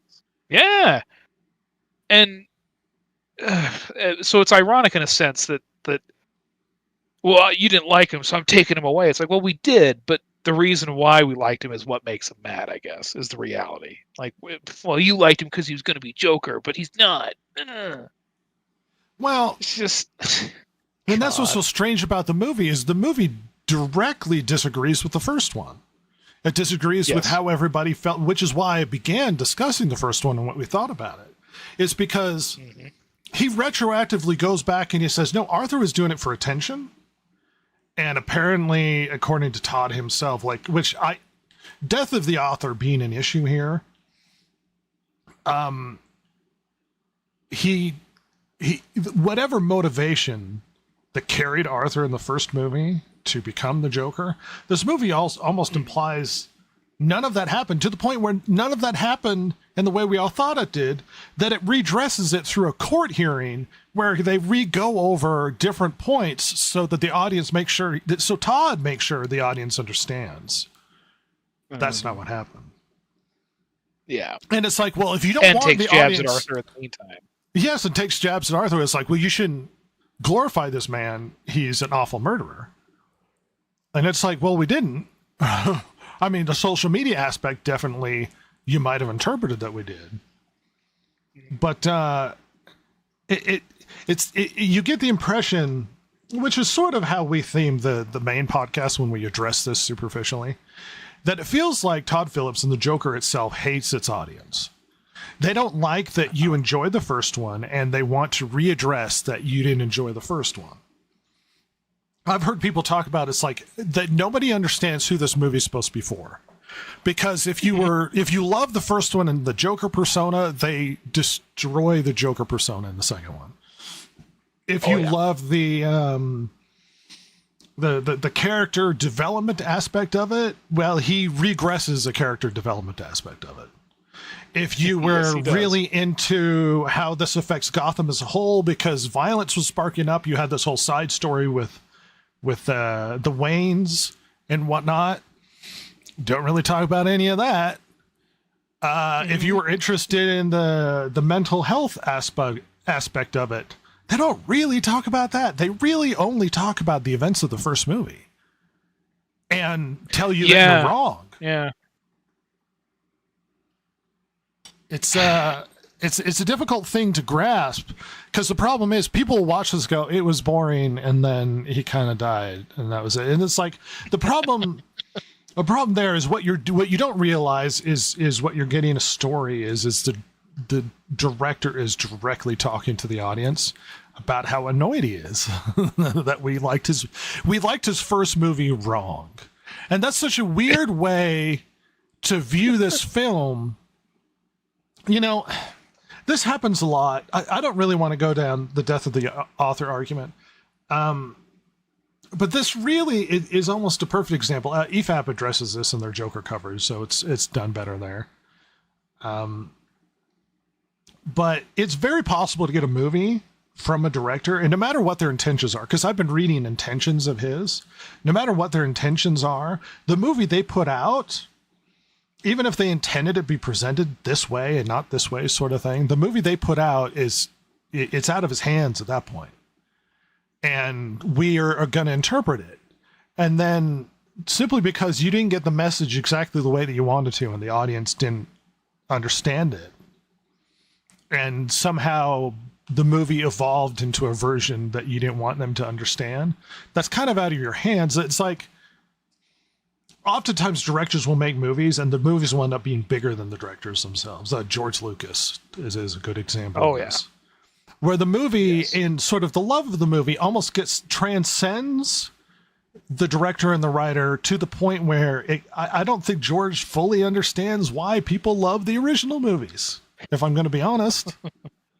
And it's interesting to hear his insights of what he was trying to do, his intentions, and that sort of thing. But as soon as it's out of his hands, there's nothing he could do about it. As soon as the audience gets it, they're going to superimpose the desire for adventure, or maybe complex feelings sons have for fathers, or you know, all of these different aspects of the Star Wars films. And that's the problem with the Joker, is he put it out and then deliberately made aspects of it ambiguous by creating the unreliable narrator part of it. And then he's unhappy that the element in which he created that allowed interest and conversation and ideas to foment over the first film, that he's lost control over that, and that people are watching his movie wrong. It's just so insecure and douchey. Like, I don't. So stupid. Like, and I think George Lucas is a pretty apt comparison, because, and I'm going to be cynical here for a minute, depending on when and who he is talking to, George Lucas has changed what, and to be fair, it can be multiple things at once, to be fair. But like, the one you heard, I always heard for the longest time was like Star Wars was like, I liked Flash Gordon serials, and I wanted to do my own kind of version of that. Oh, okay, George, that's great. And then later, he like what I heard later was like in an interview, like, well, actually, the rebels are the Viet Cong, and the Empire is the United States. They're the evil Empire, and it's like, oh, I didn't get that at all, George. Why'd you make it like World War II then? Like, and so I think that's, and the reality is, maybe it's World War II in space. I think it's probably the closest to what he was trying to do that people took out of it. But the reality is, the big fans of Star Wars took it as its own thing.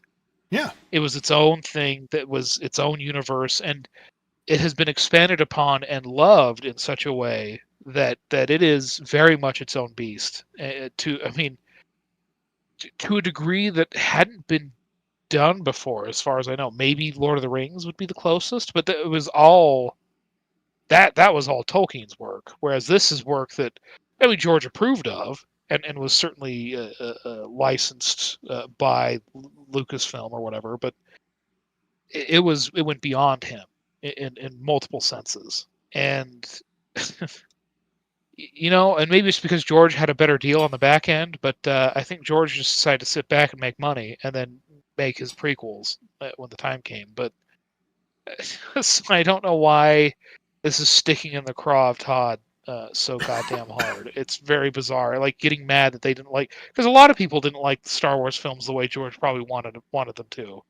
Yeah. But they sure liked them, and by God, they sure bought a lot of stuff about Star Wars. And I don't. Well, and you know what? I'm an example of this being an issue in Star Wars. I mean, which everybody uses, is the Greedo shot first, or the Han shot first thing. Oh yeah. Where George changes it. But it's like he doesn't understand, because we've already added into the characteristic of Han Solo that he's the type of rogue that would shoot him first. That creates an aspect of his personality. And when you change that, it's like the author doesn't understand why that was important for his characteristics in the film. He just goes, well, he's a hero. He shouldn't shoot first. But it's like, but it now takes an edge off of a character that should have always been there. And it's almost like George was taking the end product of Han Solo and going like, well, wait a minute. He can't shoot first. He's a good guy. And it's like, yeah, but he became a better man. Like, George, you were showing he was a dangerous man. Almost in a weird, appreciative way. The movie artistically does something fascinating. I've never seen a movie try and do this before, where you have a massive success and the director makes a second one to redress grievances in a meta narrative about how people interpreted the first film, and then readdresses those interpretations as being incorrect and how they were being done. And makes a whole movie that cost $200 million in order to readdress the characterization of his first film in a weird meta characteristic. Like, I've never seen a movie attempt something like this before. And funny enough, it's like obviously the question is, who is this movie for? And it's like, I think it's for Todd. Yeah, absolutely. Maybe Joaquin Phoenix. There's been, it depends on how you interpret it, but there's been some videos online that might suggest that Joaquin and I was going to bring that up, Brett. Didn't like it. Oh, well, go into it then. Well, I don't have anything more than you do, I think, but I was just going to bring up, do you think maybe in years to come, we're going to have some interviews with Gaga and Joaquin about the movie they thought this was going to be, the movie they saw being made that was being created in front of them? I have two things. One is an interview where Lady Gaga and Joaquin Phoenix are talking to the interviewer, and he asks him a specific question. I didn't queue up these videos, so just look it up if you want. And he asks him a specific question about the interpretation or the reception of the film. And both of them look at each other and pause. The other moment, which it's hard to tell exactly how, because people are trying to say, well, that's not how it is. So when it aired in France, they gave him like 11-minute standing ovation or something absurd. And Joaquin Phoenix, Joaquin Phoenix is standing there next to Lady Gaga, and you could see him whispering to her, "I hate this," or "I hated it." It's hard to say. And a lot of people interpret it as he hated the standing ovation because he left mid-standing ovation. He just left. So he might just hate the standing ovation, which is fine. Yeah, or he could be talking about the movie, because then he goes, "I hated it." And she goes, "What? No." And he goes, "Yeah." And she goes, "Don't say that." And then they go on standing there politely smiling while people are clapping at him. And eventually he leaves mid standing ovation. Oh. So I don't know how you're supposed to interpret that. If it's talking about the movie or he hated the grand accolade. I know that Todd Phillips, when the movie came out, notoriously during its premiere and its release, wasn't out publicly. He was on a ranch, secluded. Yeah. Which is an old tradition now with directors, by the way. Is it?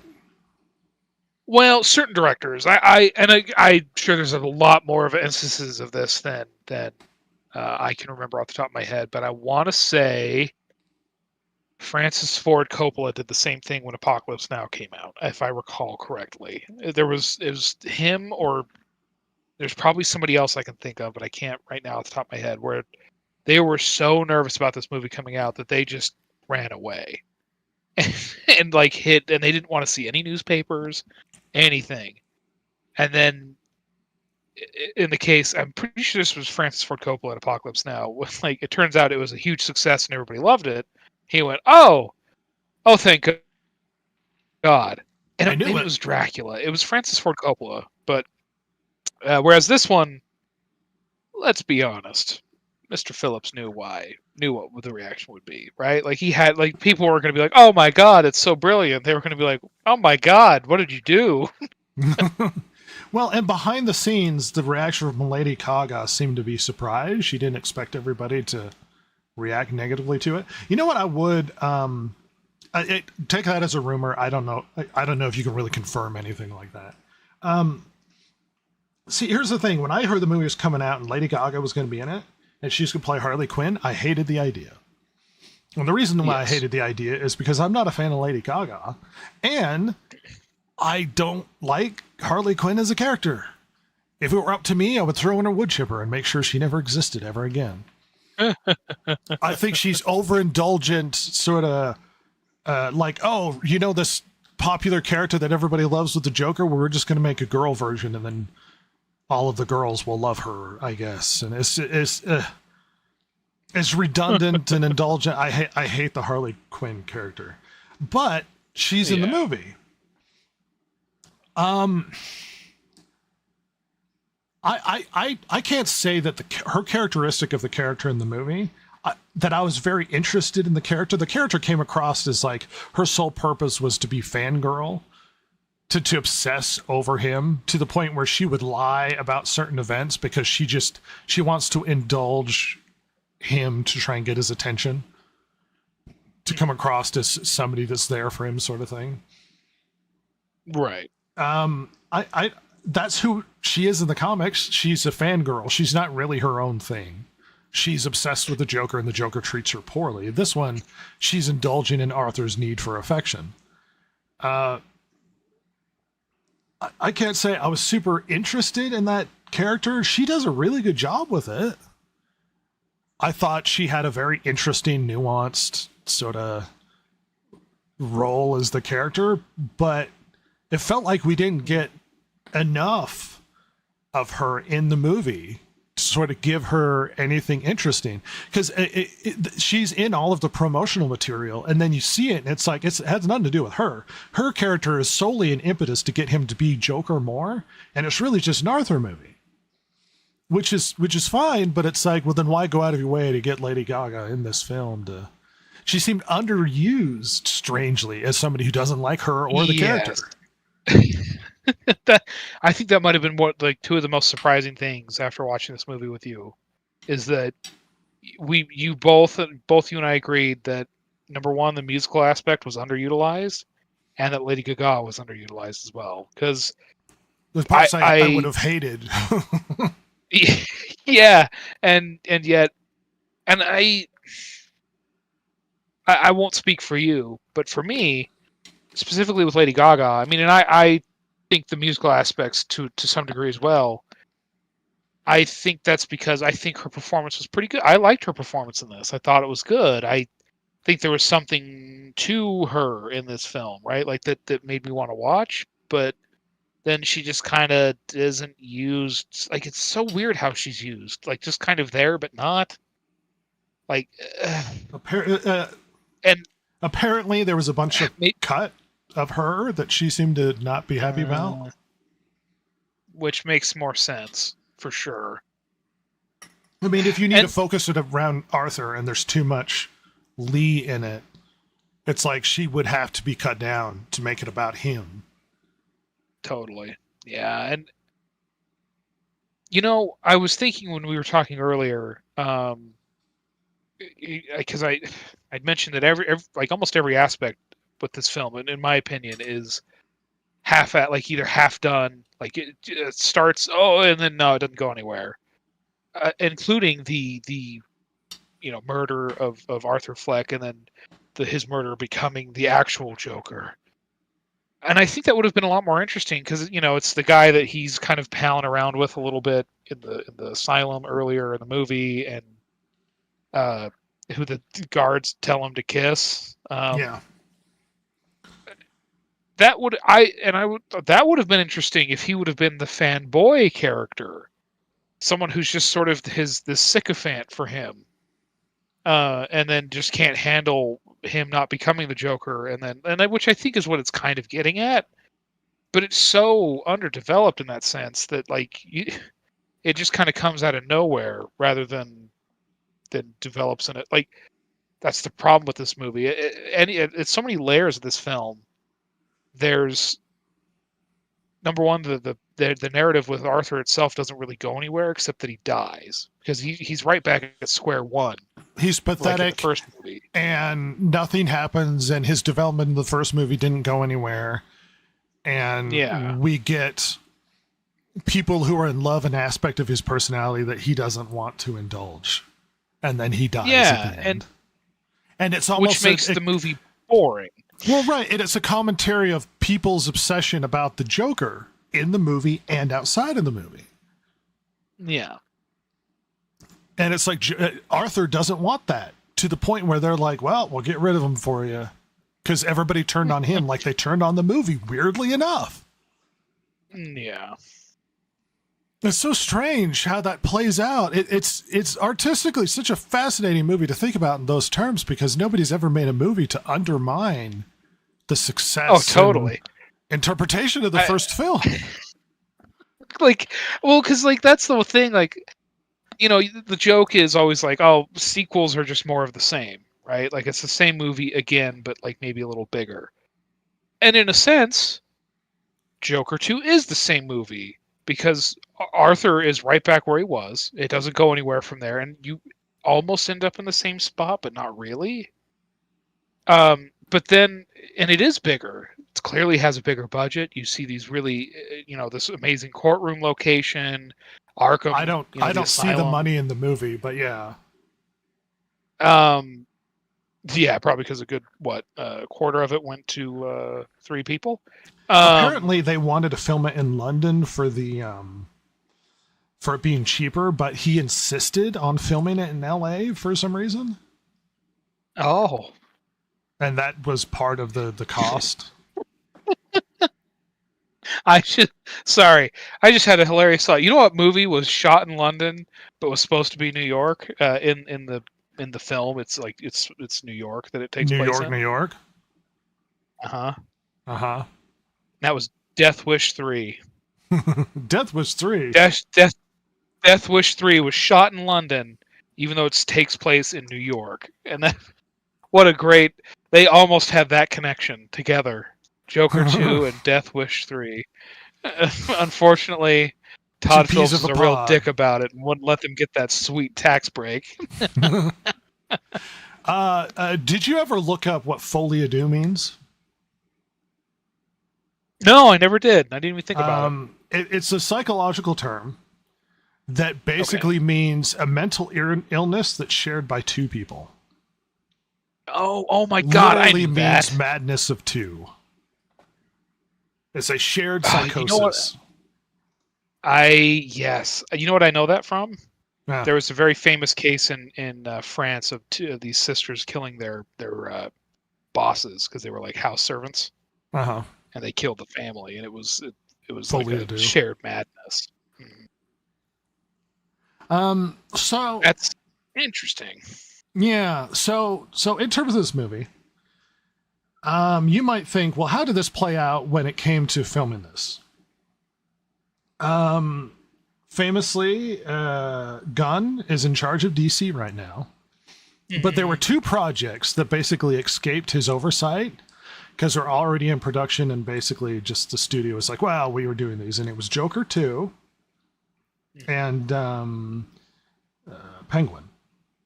Weirdly enough, Batman villains with their own pieces. Apparently, Gunn did give notes, and Todd Phillips ignored every note that Gunn had to say for the movie, to the point where Gunn apparently had carte blanche control over the whole thing. So the only person to blame for the success or the characterization of this movie is Todd, because they gave him complete control over the film, to the point where the studio wanted to do pre-screenings, and Todd refused. That's amazing. We didn't get to see the movie. Nobody got to see the movie until it aired in France for, I guess, the premiere.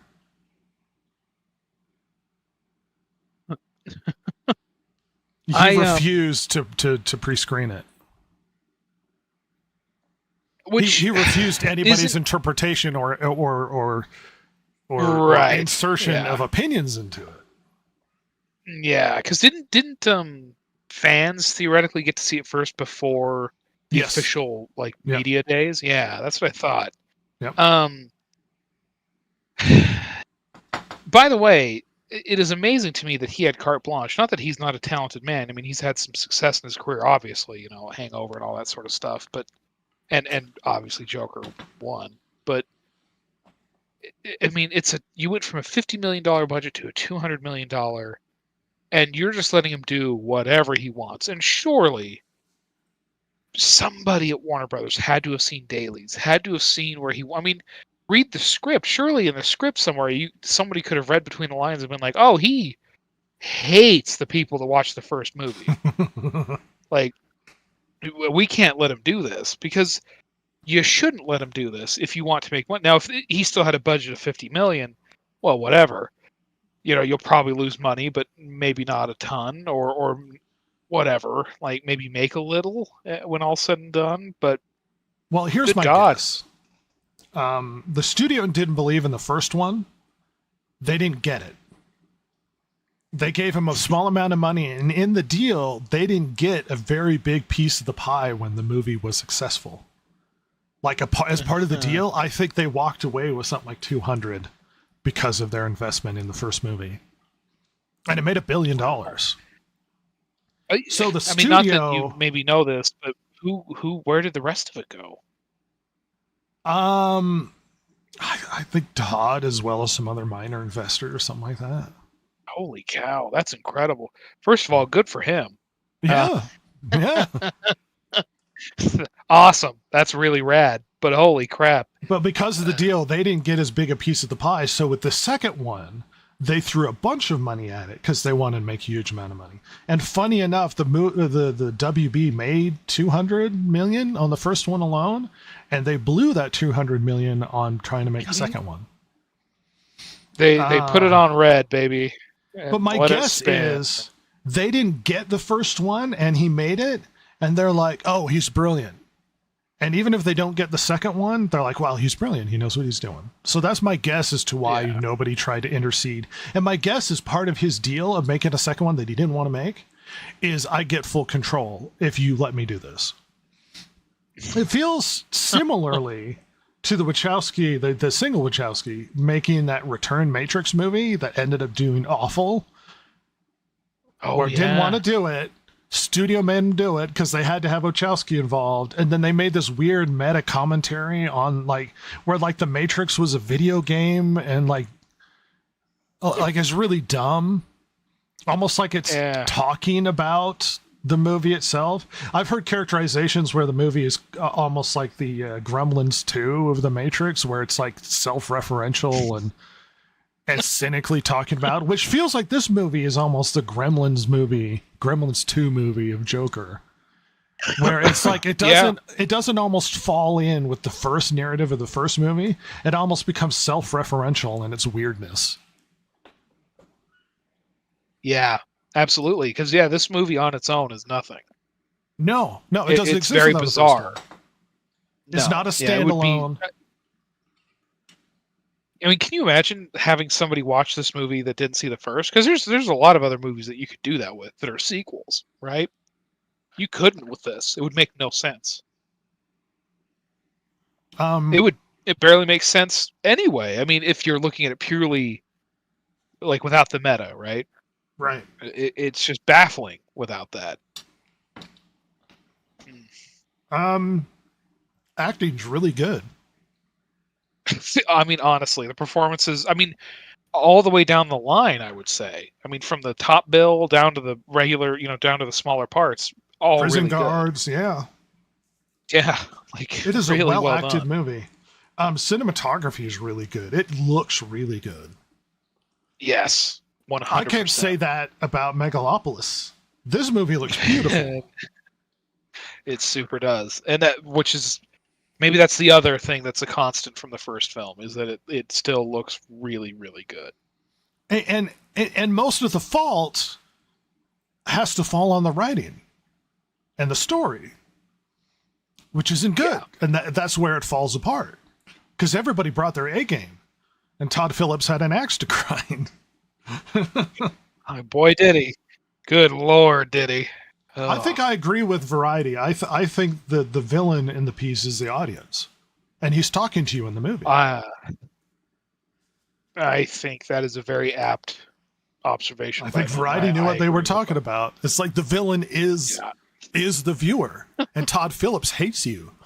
He hates everything about you, and he's gonna piss in your eye. And I mean, granted, I'm not really a big cinephile, truly. I mean, I enjoy films. I enjoy watching good TV shows or whatever. But like, I don't follow the indies or none of that crap. I mean, even in the world of indie films, has this ever happened before where somebody just so, I mean, not even makes a movie about how everyone got it wrong, but just gets so, I mean, this pissed off about people not getting the movie the way they wanted them to? I mean, my God. Not in a sense of making a movie. Well, there have been people pissed off at the reception of their movies, but they didn't get a chance to make a second movie and then scream at you for how you didn't like the first one or didn't treat the first one correctly. And it seems like usually when you hear about angry directors about their movies not getting their fair shake, it's because they didn't do well. Whereas the maybe exception to that is the movie did really well, but the movie that the director was making, either they got taken off the film or it was edited, completely differently than how they wanted. David Lynch has come into this a couple times. Oh, sure. Like, I think that the Dune film that he wanted to make and that he was making and was filmed was not the one that we got on theater screens. But the thing is, that movie didn't do well. You know what's funny? You hear a lot about studio interference in films where they're paying for the movie, and often, and this happens all the time, where basically they get final film, and the studio will just take it away from the director, and then they'll make the cut themselves. Yes. And oftentimes directors who are very obsessed about whether or not they get the movie out that they want to will put into deals that I have final cut and that sort of thing. And there's been a lot of accusations as a reason why Hollywood has been doing poorly lately, especially, I mean, obviously the big blockbuster tentpole stuff has been the Marvel stuff, and the Star Wars and whatnot have all been doing poorly. And a lot of the accusations is too much interference. Weirdly enough, in contrast, this movie is no studio interference, and it still sucks balls. Right, literally none. By a contrast. Well, it's like you give them the chance to do whatever they want to, and it still doesn't turn out.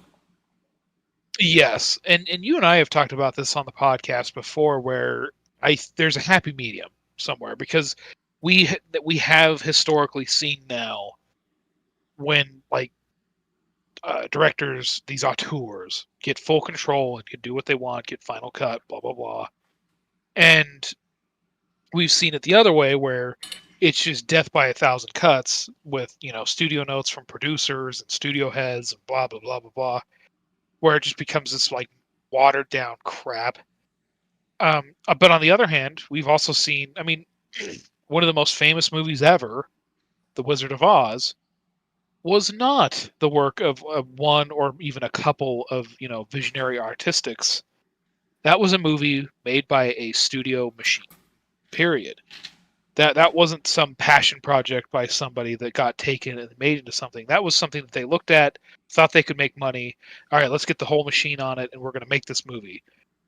And it turned out to be one of the most, perennial, evergreen films ever. People have loved it forever.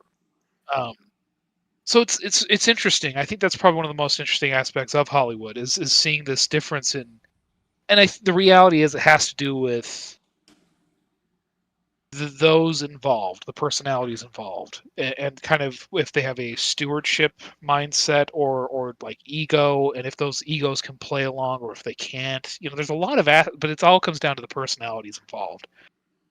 And like what's that really dumb joke from the Kevin Smith stuff, like the giant spider?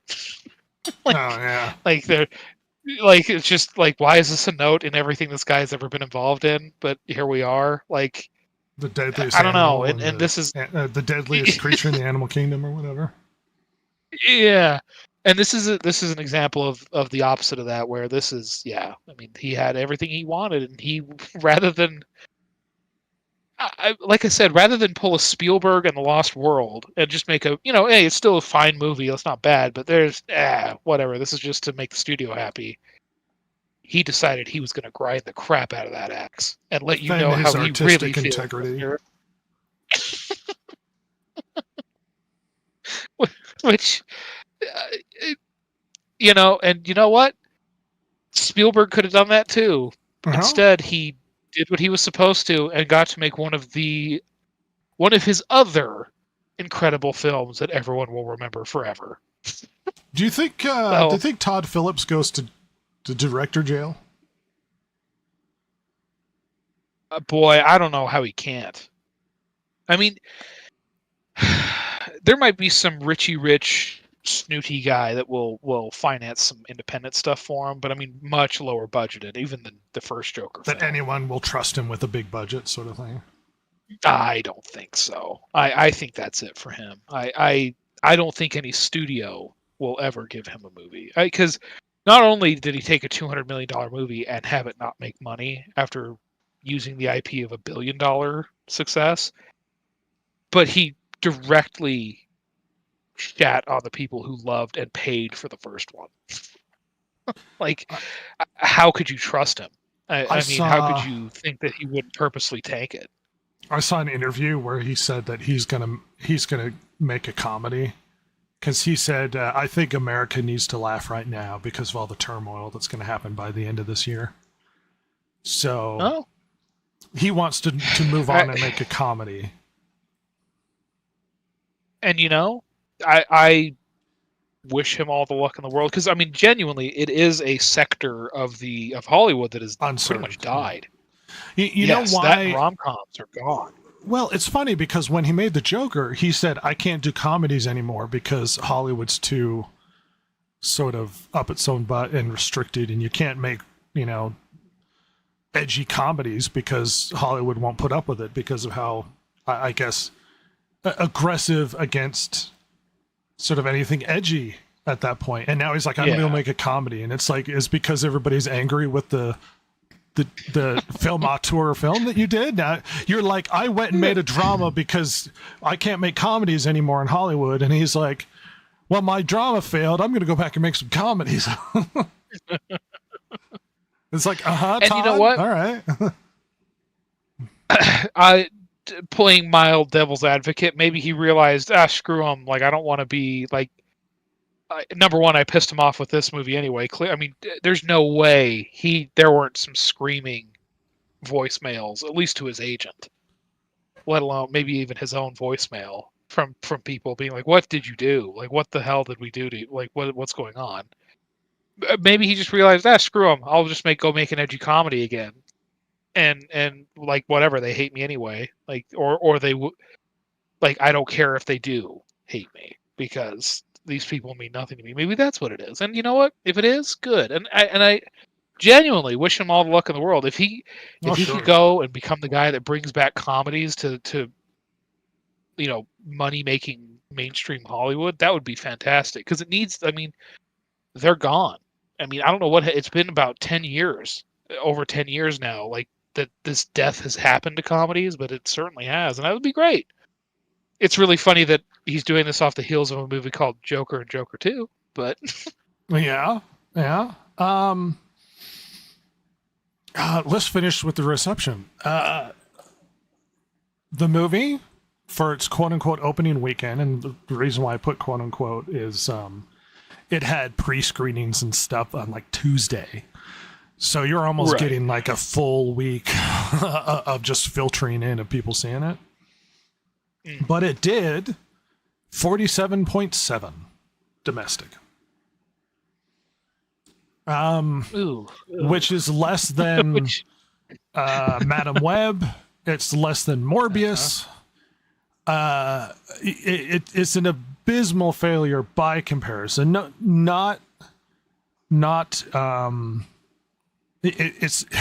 not bringing in Megalopolis numbers, but compared to the first one, it's a big failure, especially when compared to the budget.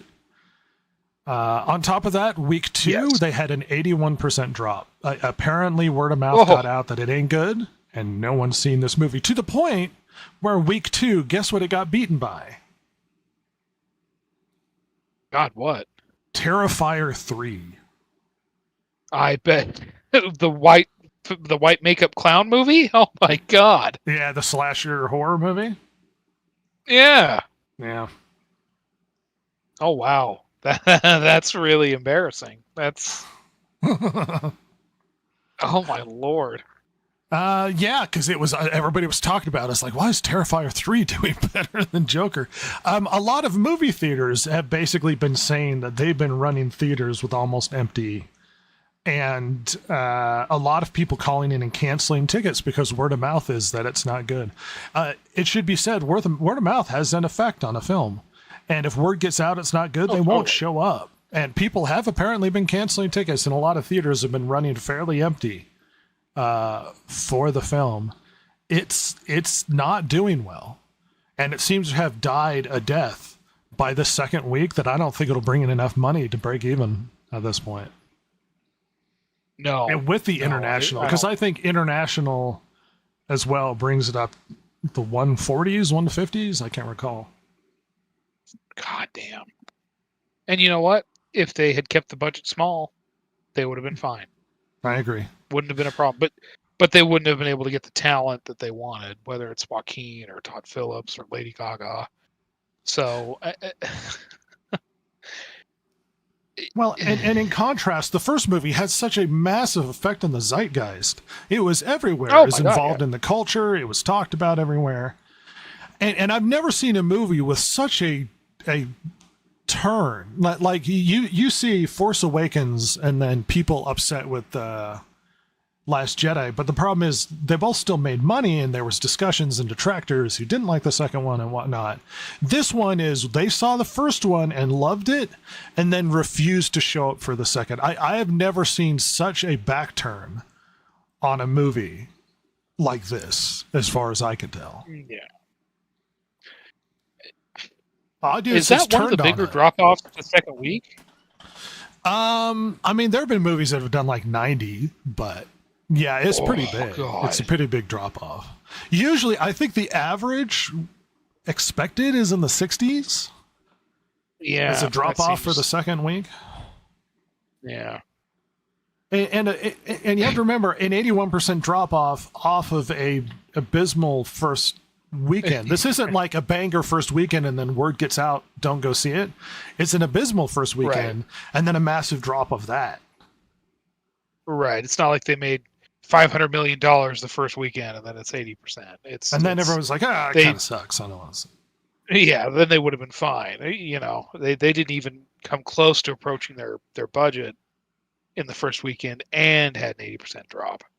Yeah. And it's like, oh, this movie hates you. I don't want to see it then. Yeah. I'm not going to be lectured to by the guy that made The Hangover. And kiss my ass. And I guess, like, I hope, I mean, I'll probably be really old by this point, but I hope there will be a book written about, many books written about, like, this era of Hollywood, specifically from the like corporate side of things, because I'm very, like, you know, we have some really good books about the making of, say, like The Godfather, and sort of where what the studio was thinking and different people within it. You know, the producer, obviously, you know, Francis Ford Coppola, Mario Puzo, the original author, and it's all very fascinating to see how they you know interacted with each other. And I want the same specifically for this movie, but really a lot of different things in this era of Hollywood, because I am always just so fascinated, like whether it's, let's say, Rings of Power having two showrunners who are completely untested and have like basically no credits, to giving this guy $200 million. Okay, that's not crazy. The last one made $1 billion, and letting him have full control. Also, maybe not crazy, but boy, that's you sure you want to do that? And I then think they thought that they had a guaranteed win. yeah, but then like, did nobody watch dailies? Did they just go like, oh, anyway, I'm gonna kick my feet up on my desk and just wait for the money to roll in? Because like, you would think as soon as they started, either, I mean, was it not in the script at all? Like, where and when did it ever become obvious, or where and when did it, that this, to the producers, the studio, that this movie hates the audience that made the other one $1 billion? Because if they never saw it, I want to know about these people, and I want to know that story. I think they thought they didn't get the first one, and I don't get the second one, but he must know what he's doing. We were making decisions out of fear, and that's always a good thing. Well, and the reason why I bring up the meta argument is if you treat this movie at face value, it's kind of a boring, uninteresting, not great movie, and I think that's how most people are interpreting it. But if you view it in a meta sense, then you understand what the director's trying to do, and then you go, oh, he hates you. And he hates what you thought of the first movie, and he's undermining the characters of the first movie. And that's what makes it so fascinating as a film. Because he literally put on trial the first movie. Yeah, literally. You know what part of that trial that will always stick into my head is when because he like kind of zones out, Arthur, pronouns pal. And then when he's zoning back in, he hears his neighbor, his former neighbor in the apartment building, talking about how his mother thought he was still a virgin, and you just like everyone starts laughing, and it's like, oh my god, this movie is so shitty to Arthur, like, and not in a way that like, oh, poor Arthur, like the world is just beating him down, but it's like somehow it does come across as the tone of, oh no, this movie hates Arthur. Like this movie wants to beat him down. Well, that's why I read that quote, as people glorified Arthur and the violence that happened. So he demeans Arthur, and then he brings out a character to show how damaging the violence was to real people. So we have this scene of him falling apart on stage, which the actor did amazingly well. The director's trying to show you, oh, don't glorify him. The violence he did is not good. Look at how bad it is. He's trying to diminish the character and make it so you can't glorify what he did. And maybe the director is worried that he created a movie where people would glorify the character, which in some ways people did. Now, you can't control how people interpret your film, but I don't think the film just presented it as this is a model for how you should act in society. No, at all. But now he's deliberately trying to diminish the character and show you, look at what he did to this poor man. Yeah. Like, that's what, I mean, he has a quote directly saying that. I wanted to show you what the violence did to people. Like, this is what he's telling you. Anybody who doesn't think that there's a meta narrative involved in the story isn't really paying attention. There is a massive meta narrative in this, and the director doesn't like you. They don't like that you like the movie, or he thinks that you watched the movie wrong. A phrase I will always chuckle at. You watched it wrong, and it's like, oh, like, how's that my fault? Like, it's like. And instead of trying to correct it, because he can't unring that bell, he makes another movie that costs 4 times as much to tell you how wrong you were. Listen, nobody said he wasn't petty, okay? Super petty. And like, not to not to toot my own horn, because I never do, but like I like I'm not the smartest guy, but I understood what the first one was getting at, or I mean, apparently I didn't. But Apparently, then no. my question is, how else was I supposed to? I mean, genuinely, I mean, how weirdly and deeply did I need to read into the first movie to understand what? Because if that's why I think that's why I brought up earlier that how much of the reaction to the first movie did he actually interact with and see, or was it the interpretation from somebody else that he got? Because if what's in this movie was what he actually wanted you to get from it, I don't see how. Well, I is that think my there's a little fault, bit of or a is that his? well, right, because that's yes, like that's his fault, and that's I'm contending though. I don't think that was the case. I think it bothered him later. And How I they? think maybe there was Yeah. some slight misinterpretation, or maybe he couldn't quite do it how he wanted, because this has to be a Joker movie at the end of the day, and so now he's really, this is what it really is. I don't know, like You know what because speculated? I don't. Um, Here's a possibility. He didn't like the adoration and the effect it had on the culture, and he's intentionally damaging it. It's not Yeah. even that you misinterpreted it. He didn't like what the character had turned into as a symbol of anti-society, anarchist, nobody understands me, glorifying violence, and he rejected the role it played in the zeitgeist, and decided to undermine it, to make him to assuage his I guess psyche. I guess. Yeah. Think that's a possibility. Maybe. Yeah. Like he's 'Cause I'm sitting in genuinely Hollywood, having a and hard time thinking. a bunch of people are upset about this incel Joker glorification thing, and he's like, I Yeah. am upset. I feel bad about that. I have to fix this. Yeah. You know what? Maybe. Because that genuinely, that would make more sense to me than I what made a movie and you you. watched it wrong. Yeah, and like what was in Joker 2 and what it said about Arthur and everything surrounding that was always in the first one. I can't believe that. Like, look, I'm not the brightest bulb, but and I'll probably rewatch Joker at some point. Maybe I'll watch it a little bit more attentively, but like I don't see where I was supposed to get everything that was in this second movie out of the first. I don't see that.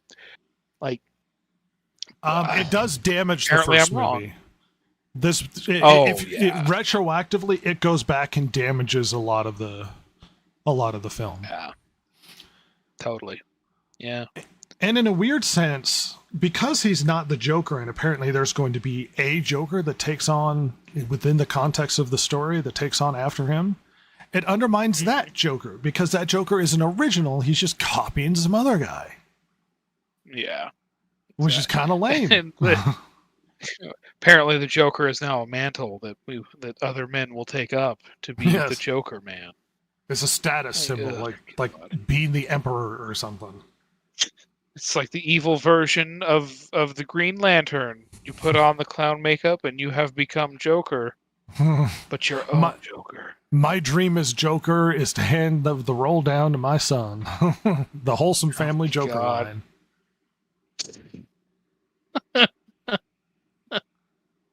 Like my father before me and his before him. I was a Joker like my father before me. We're a Joker family, damn it. You're not doing that makeup right, son. Oh, God. And his son's trying to be the Jared Leto Joker. Yeah. Just let me do my thing, Dad. I'm damaged.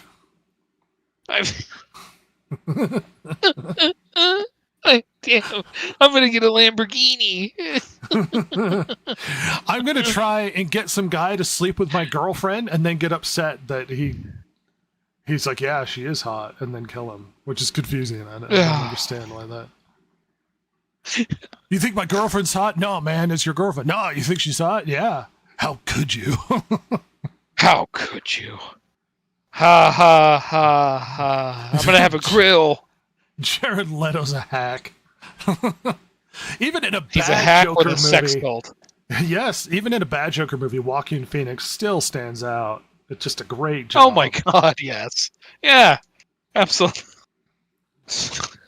I would say sorry, Jared Leto, but No, I don't you're feel anything crying for- yourself to sleep on your giant pile of money and presumably interlaced your with sex women cult and members. hooers. Oh god. Anyway, to bring him down a notch in our limited audience. Well, if no one else will, we will. By God. we'll do it. We'll face that monster that is Jared Leto. Your only good movie was Lord of War and You and weren't the American best part of Psycho. You weren't even the best part. Fight Club. But the best part is he got the crap beat out of him. Yeah, I was gonna say, really, his best roles are all A from the late '90s or early thousands, and B, he's always the supporting guy who either gets murdered or has a tragic end of some variety. Hmm. Yeah, Because like American Psycho, Lord of War, Fight Club, Requiem for a Dream, although I don't know if that movie's really that good. Keith David's great in it, though. Keith David is great. Well, everybody, we've had a lovely time talking about the Joker. And if you enjoy us reviewing movies, feel free to encourage more of this and check out Megalopolis, which should be published by now. At any rate, Ross, it's been fun. A delight as always. We're going to get him out of here. Thanks, everybody. Bye. Thank you. Bye.